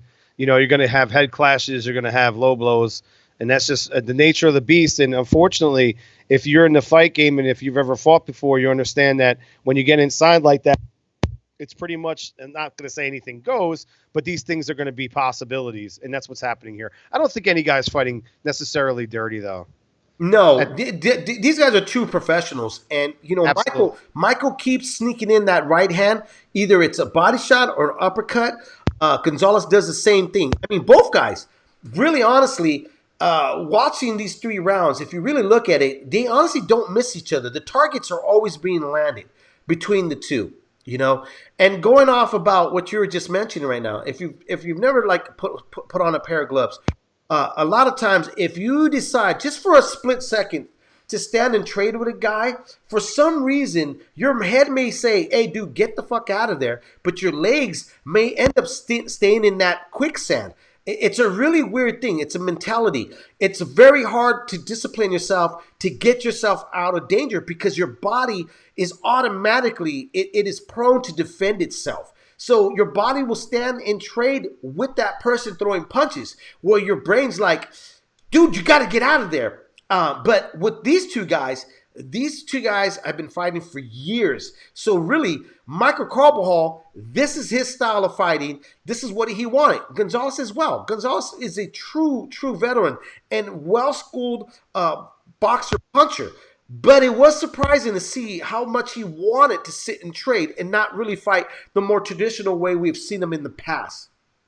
That's why I brought up, Eric Morales and Marco Antonio Barrera, because it's very reminiscent of that, where they sit in that pocket with that professionalism and that skill set level, and just trade and just show you just all this amazingness that these people are capable of doing. And this is such a high level of skill we're seeing here. I'm watching both guys tee off on each other, but also still have responsible defense. But like you said, impose their will, like try to get something across, like go after them. And it's just remarkable. And that's why that fight came to mind. Ooh. And I'm so glad you brought this fight up tonight to watch because it's unbelievable how much punishment these guys are putting on each other. Oh, bro. I mean, they're just landing some hellacious shots here. 916 Chris, rest in peace, who coined science of violence. And this is definitely what we're seeing is science with violence. These guys are the epitome of that, You want to talk about condition, throwing shots from every angle, being switch hitter, which Gonzalez has shown us. Using the jab when a guy takes a step back, which is you really don't even see anymore. When a guy decides to take a step back to get that gasp of air, or even try to make you reset, Gonzalez makes sure that he is the finisher of that break. By throwing out his jab, letting Carbajal know that there's not going to be a counter punch thrown back at him. These are really true lost veteran moves that we're witnessing between these two guys at 108 between Michael Carbajal and Gonzalez, man. Phenomenal. This is just a phenomenal fight. I've watched this fight, I tell you, bro, 50 freaking times. And I got to tell you, it's great. I think that's the theme of the night, greatness and everything you said right there. Like, we're throwing it back to these great fights, mainly because, it takes us back to what made us passionate about boxing. Right. And how could you not, watch this and not feel something, right? Like, to see everything these guys are putting into it. And I encourage people to watch fights like this during these times where we all need a little extra kick in our ass to get out there and get motivated. Don't get out there too close to people. Stay 6 feet away and wash your fucking hands. But aside from that, this is the type of this isn't between these two guys. This is not coronavirus protocol right now. The way No. they're fighting. Right now on the replay, you just witnessed Michael Carbajal throw two straight rights, landing just flush on Gonzalez. But immediately Gonzalez returns it with 1-2 from left, right uppercuts right into the jaw of Carbajal, man. I mean, just beautiful stuff being thrown by both men. You want to talk about quick reaction? You got it. This is quick reaction. Absolutely, man. And it's funny, like when I watch fights, I try not to compare people to. Oh, that was a nice. Boom! Right there. Gonzalez just drops Carbajal. What a beautiful. I believe it was an overhand right. Yeah, it certainly was. He caught him nice. He caught him on the temple. I'm surprised he recovered as well as he did there because he looked collapsed. When you see someone fall back on their leg like that, when their knee gets folded underneath their ass like that, like their back foot, that's a bad look. Yeah, usually. his left hand was hanging off the rope. Yeah, that was tough. It was almost like your pinky. When you had to drink. I tell you what, man, Gonzalez from that southpaw stance, definitely, I don't remember that fight going like this. I'm glad you brought this back to me tonight because I'm watching this. I'm like, damn, I forgot like how he changed that look. And that was really something I think that upset Carbajal here, like in terms of, getting a rhythm. It's a tremendous, tremendous fight. Unreal. I mean, and then you look at Carbajal right now, they're just coming in, leaning on him, smothering the gun, smothering the weapon, just trying to not get hit with anything big from a distance. Gonzalez probably a little tired himself, so this is a perfect time for Carbajal to do that because he could get a break period. And a nice body shot there, whether it was low or not, still got something done, still made an effort. And really smart move though what Carbajal did. He's lean on those absolutely. ropes, put his body on that, his weight on those ropes, spring back up. Gonzalez just really kind of just continuously keeps grinding at him. And really it reminisces what we just witnessed with Michael Moore and Burt Cooper, where Michael Moore got hurt and slumped almost in the same way that Carbajal did. The high activity was different because for Michael Moore, he was dropped immediately in that first round. For Michael Carbajal, this was something with him trading. They both were well conditioned. None of them were emptying the gas tank. But you talk about timing and being persistent. That's what Gonzalez brought. But Michael Carbajal reeled in what Michael Moore did, which is lean on those ropes, rest on those ropes, and let the guy that was wailing on him kind of release that load off. Number 20. We got load number 20. Load. There's 21 right there. I'm loading all over your face. I'm loading all over your face. We're getting crazy at Leave It on the Ring. Hey, my boys, a State of Combat. It might be too much for them to handle on this it's one, going to have to be changed from State of Combat to State of Load. State of Loads. And the same thing, the momentum doesn't change. Even after that drop, Michael Carbajal being dropped and holding that pinky up in the air the way you do, Johnny, he continues to go back and be in this fight to prove, I am a warrior. Little Hands of Stone, I'm labeled this for a reason. They really don't change the way they're attacking each other, the way they're introducing each other. From that very first round to right now to the fifth round, the introduction has been the same. There's no fakeness about these two.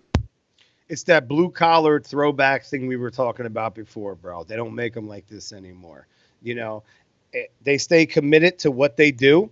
It's their passion. For better or for worse, they're not going to change it. Now, you can make adjustments as the fight goes along and not be reckless. You have to definitely be careful.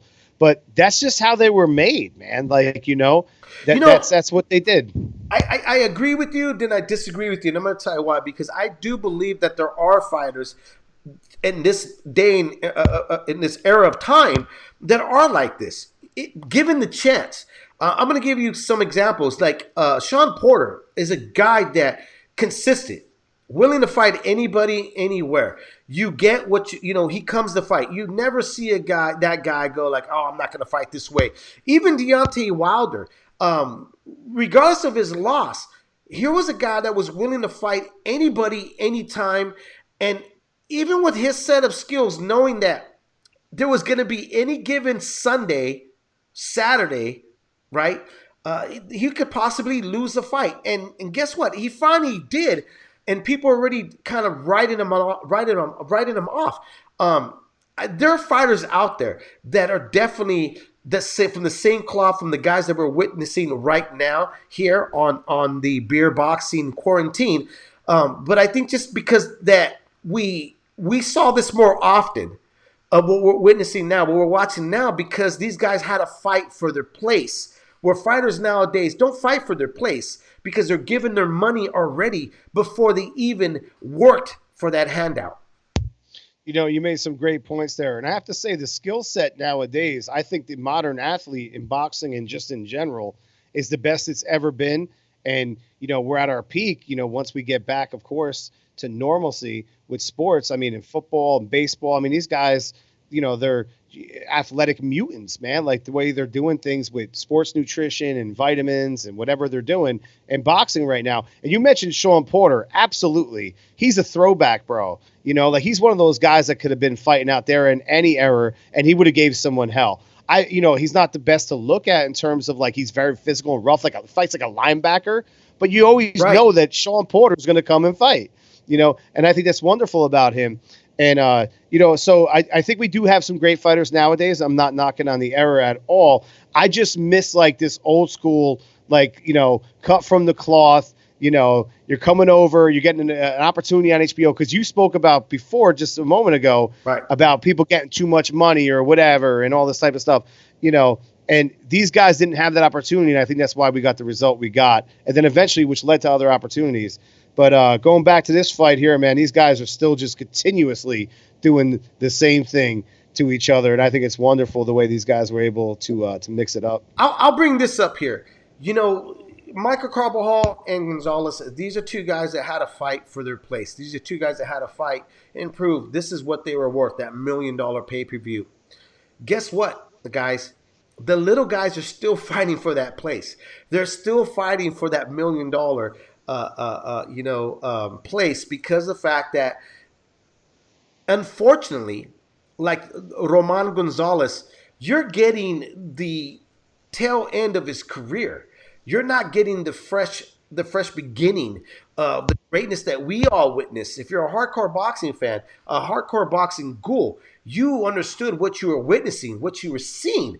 Right now, people that are in the sport, that are like tuning into the sport, newbies of the sport that only would watch from welterweights and up, they're finally getting to witness the greatness. They're basically what they're hearing is the Sugar Ray Robinson of our time, but there's tape on Gonzalez that you can go back and watch. And what I mean by that is like Sugar Ray Robinson, we heard the greatness, but we only got to see the tail end of his career because it was on tape. But to hear why he was coined, why the sport was coined sweet science, why he was called Sugar, why Pound for Pound came about, it was all because of Sugar Ray Robinson, And I think it's very telling to still say it right now, even from the 80s and 90s, or even like in the 70s, because there were some great fights then that we can definitely put on the Beer Boxing Quarantine, that the little guys are still pounding a way of getting the recognition and the reason why they should be paid a bit more than what they're being offered at the moment, because they are fighting for their place. Could it be a double-edged sword here, though, Johnny? I can tell you why. We're in the 6th round right now, and these guys still have not let up on each other, still trying to land big shots, still trying to prove why they deserve that $1 million. Double-edged sword is this. Immediately when we started seeing fighters getting paid big money from PBC, DAZN, even with Top Rank, you saw the immediate effect of it, which is guys not wanting to face each other, talking about crossing the streets, okay? Or I don't need to fight this guy. I don't need this guy. Didn't hear any of this stuff in the from the beginning of fights and stuff, you know. And the reason is because a dollar needed to be made by a punch by these guys. That might be the major problem. We have to go back, and I think, and I've always said this, when this all started happening, all the signing and all these fighters being rounded up, you know, and being cattled through a cage and being fed all the same, meaning that they're all in the same hunger position, that eventually one of them's going to get smart and go, I'm a bit hungrier. I'm a bit hungrier for legacy. I'm a bit hungrier for now being part of history. No longer money. Money doesn't matter, because unfortunately, being part of history, being part of legacy for a fighter and a prize fighter, it goes further than that. Goes further along. Why do you think Floyd Mayweather still continues to flirt with the fact that he wants to come out of retirement? Because he knows that, you know what, there is still a lot of questions up in the air. He's never had that really defining fight that really solidifies him as being an all-time great. The question still is thrown out there. I give Floyd the Diego Corrales fight, you know, early on. You know, I remember working out at the gym and being around people that were great trainers and good boxing minds. And, you know, I feel like myself included, even at the time, you know, knew a little bit about it. And everyone had picked Corrales going in, and Floyd, you know, dropped him like, I think it was 5 or to 7 times or whatever it was. But outside of that, no, I understand your hunger in terms of what you're saying. And you mentioned Deontay Wilder before, too, before we get into round 7 over here. Quick point. I agree with you. I'm a big Deontay Wilder fan, and I think he's, you know, I got to respect him totally for, especially even before this whole, you know, coronavirus thing came into play. Even though he made all the excuses in the world and got embarrassed, he was willing to go right back in there. And he wants to fight the best and fight frequently. So we do have some cats out there, David, nowadays that are willing to do so. And I hope we get more of that. And like you said, like, no more of this side of the street thing. Let's make everyone cross that street and just fight, because boxing could be so great right now. And we're about to see a great round of boxing here in round 7. Look at this body attack by Gonzalez to start this round. Is this round 7 or round 6? I got round 7, I think, on my screen. What do you got? You got round 6? I thought I saw round 6. I could be wrong, though. You know, my buzzer's right. kicking in. I don't know about you. Uh-oh, look out. Who's the lightweight now, brother? Hey, I'll be going all night. And by the way, I was going to say to you, we could do this anytime you want, dude. I could do this every day for the next, you know, however long, bro. We could look at a fight every night and just, you know, reminisce about it and go with our instincts on it. Everybody. You know, because people are not even commenting anymore. I think everybody went to sleep, even though we were in the, shelter place, quarantine. You know, everybody's like, I got to go to work in the morning. Yeah. Well, I mean, for me, I work online tomorrow at noon, so I'm good. It is the 7th round. You're right. It is. It is the 7th round here. Yeah, yeah. This is a great round between the both men here. The little Titans. Absolutely great fight. And immediately, like I said, from first round to the 7th round, these guys don't let up. No, it's one of those like fights, man, that stands out in your brain when you think about it. Like we mentioned, you know, Barrera, Morales, Gotti, Ward, Holyfield, Bo.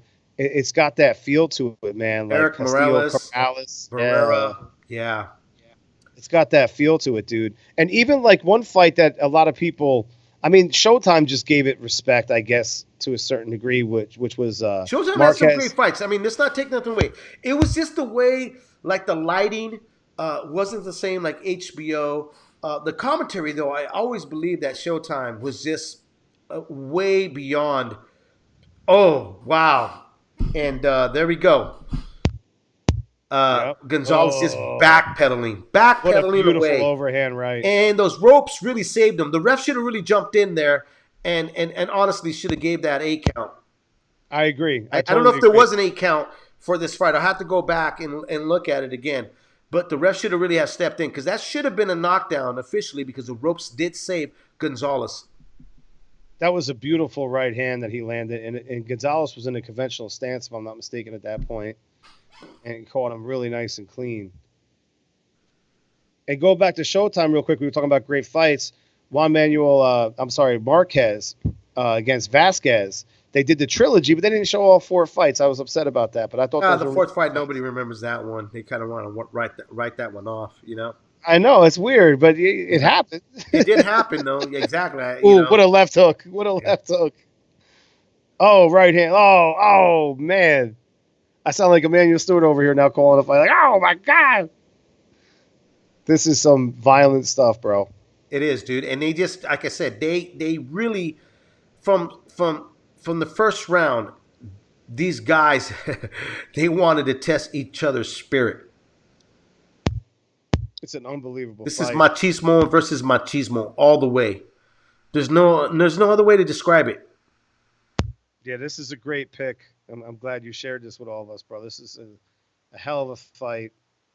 And it just still just in that pocket and still fighting back. Gonzalez is trying to find a way just to get through it. It's unreal, man. Like what these guys have to go through And to get to that point. And Gonzalez really honestly is at that moment where he's doing what Moore did. He's trying to pick away to see. But the difference is that Carbajal is not Cooper. He's throwing some hellacious shots, and bang, there he is right there. And you really saw that with that first right hand that landed with on the side of the cheek of Gonzalez. It buckled him, it set him back, and Carbajal knew, I have him, I got him. And Carbajal yelling at him to stay down, like, don't get back up, don't get back up. Dude, look at the excitement. And the excitement was just not because this was a great fight. It was a great display of why these little guys deserve the big money. They produce high-level, skilled, exciting drama in the ring. I was going to say, what a sensational moment. It's like that, walk-off home run, even though, you could see he was hurt, that Gonzalez was, and Carbajal came in, and just the excitement. You could see it was a passionate fight, and I'm sure he had doubts. Carbajal did it himself. He probably was doubting, like, oh, my God, am I going to pull this out? Like, this guy's tough. He dropped me twice, and then to have that result come through, I mean, that's just amazing. Like, what can you say about this? What a historic fight. What a great, great war. And that's what we saw here tonight, guys. We saw some great, great wars. Yeah, Had some great drinks fights here, man. And, I think these guys, they really make up the body of boxing and why you love the sweet science.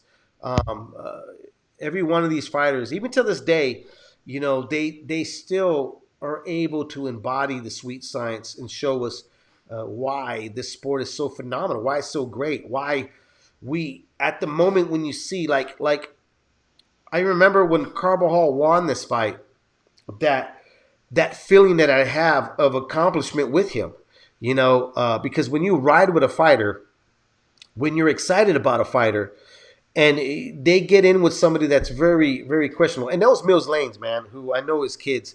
And I forgot to mention that Mills Lanes. One of the great refs of our era of the 90s. But going back, what I was saying was, the reason why I'm a boxing fan, one of the reasons why I'm a boxing fan is because every other sport has a scheduled big game. Football has Super Bowl. Basketball has the Game 6 or whatever, Game 7. Baseball has the World Series. Soccer has the World Cup. They're all set dates, right? You don't know what team's going to compete against each other, but early on you kind of know by the statistics. Boxing's a bit different, There's always a hit and miss in boxing. You don't know when a fighter's going to sign on, and you don't know when a fighter's going to find that rivalry with a story behind it. That it's just not going to brew up just a good match. But there's something overall about the whole thing. The two personalities stepping in the ring from each corner, facing off. It's very rare to have two guys go in that were buddies. It does happen in boxing, and they generate or produce a phenomenal fight. But when you got two guys from different spectrums, two guys from different sides of the neighborhood that decide to step in the ring, man, it just and then they give a performance like this. It's not even, you can't even say it's the icing on the cake, because the icing's there, the cake is there, the icing there, but then it's the toppings all with it. Johnny, I don't know how you feel about it, man.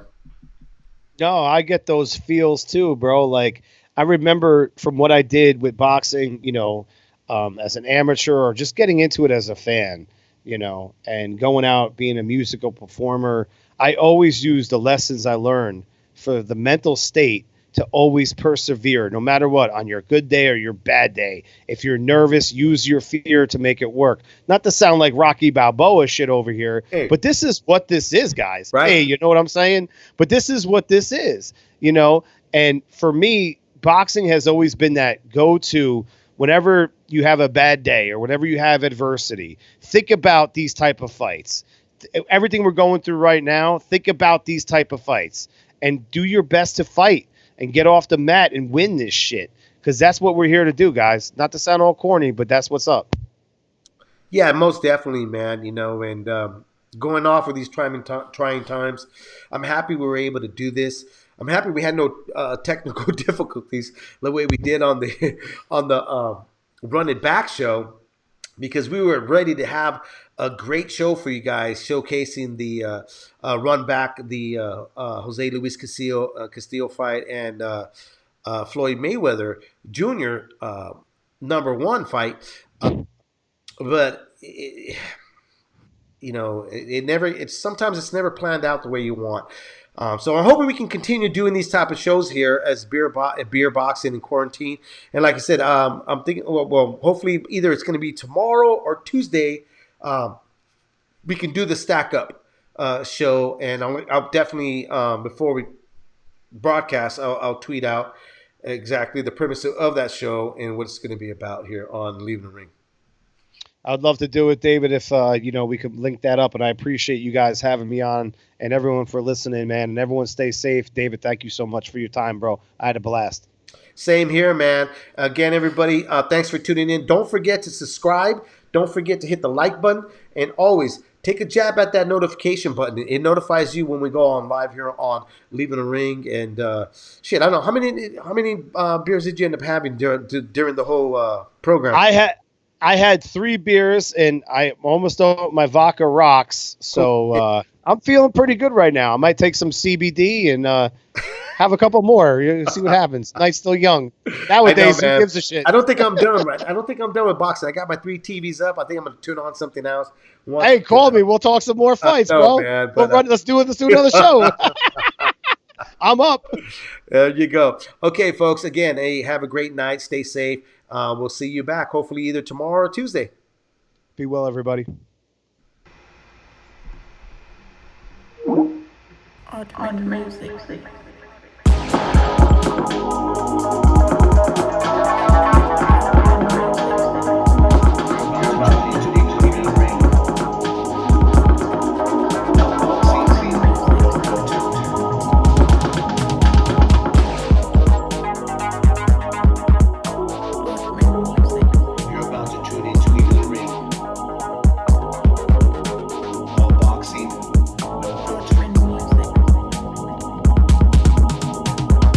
Ultimate music.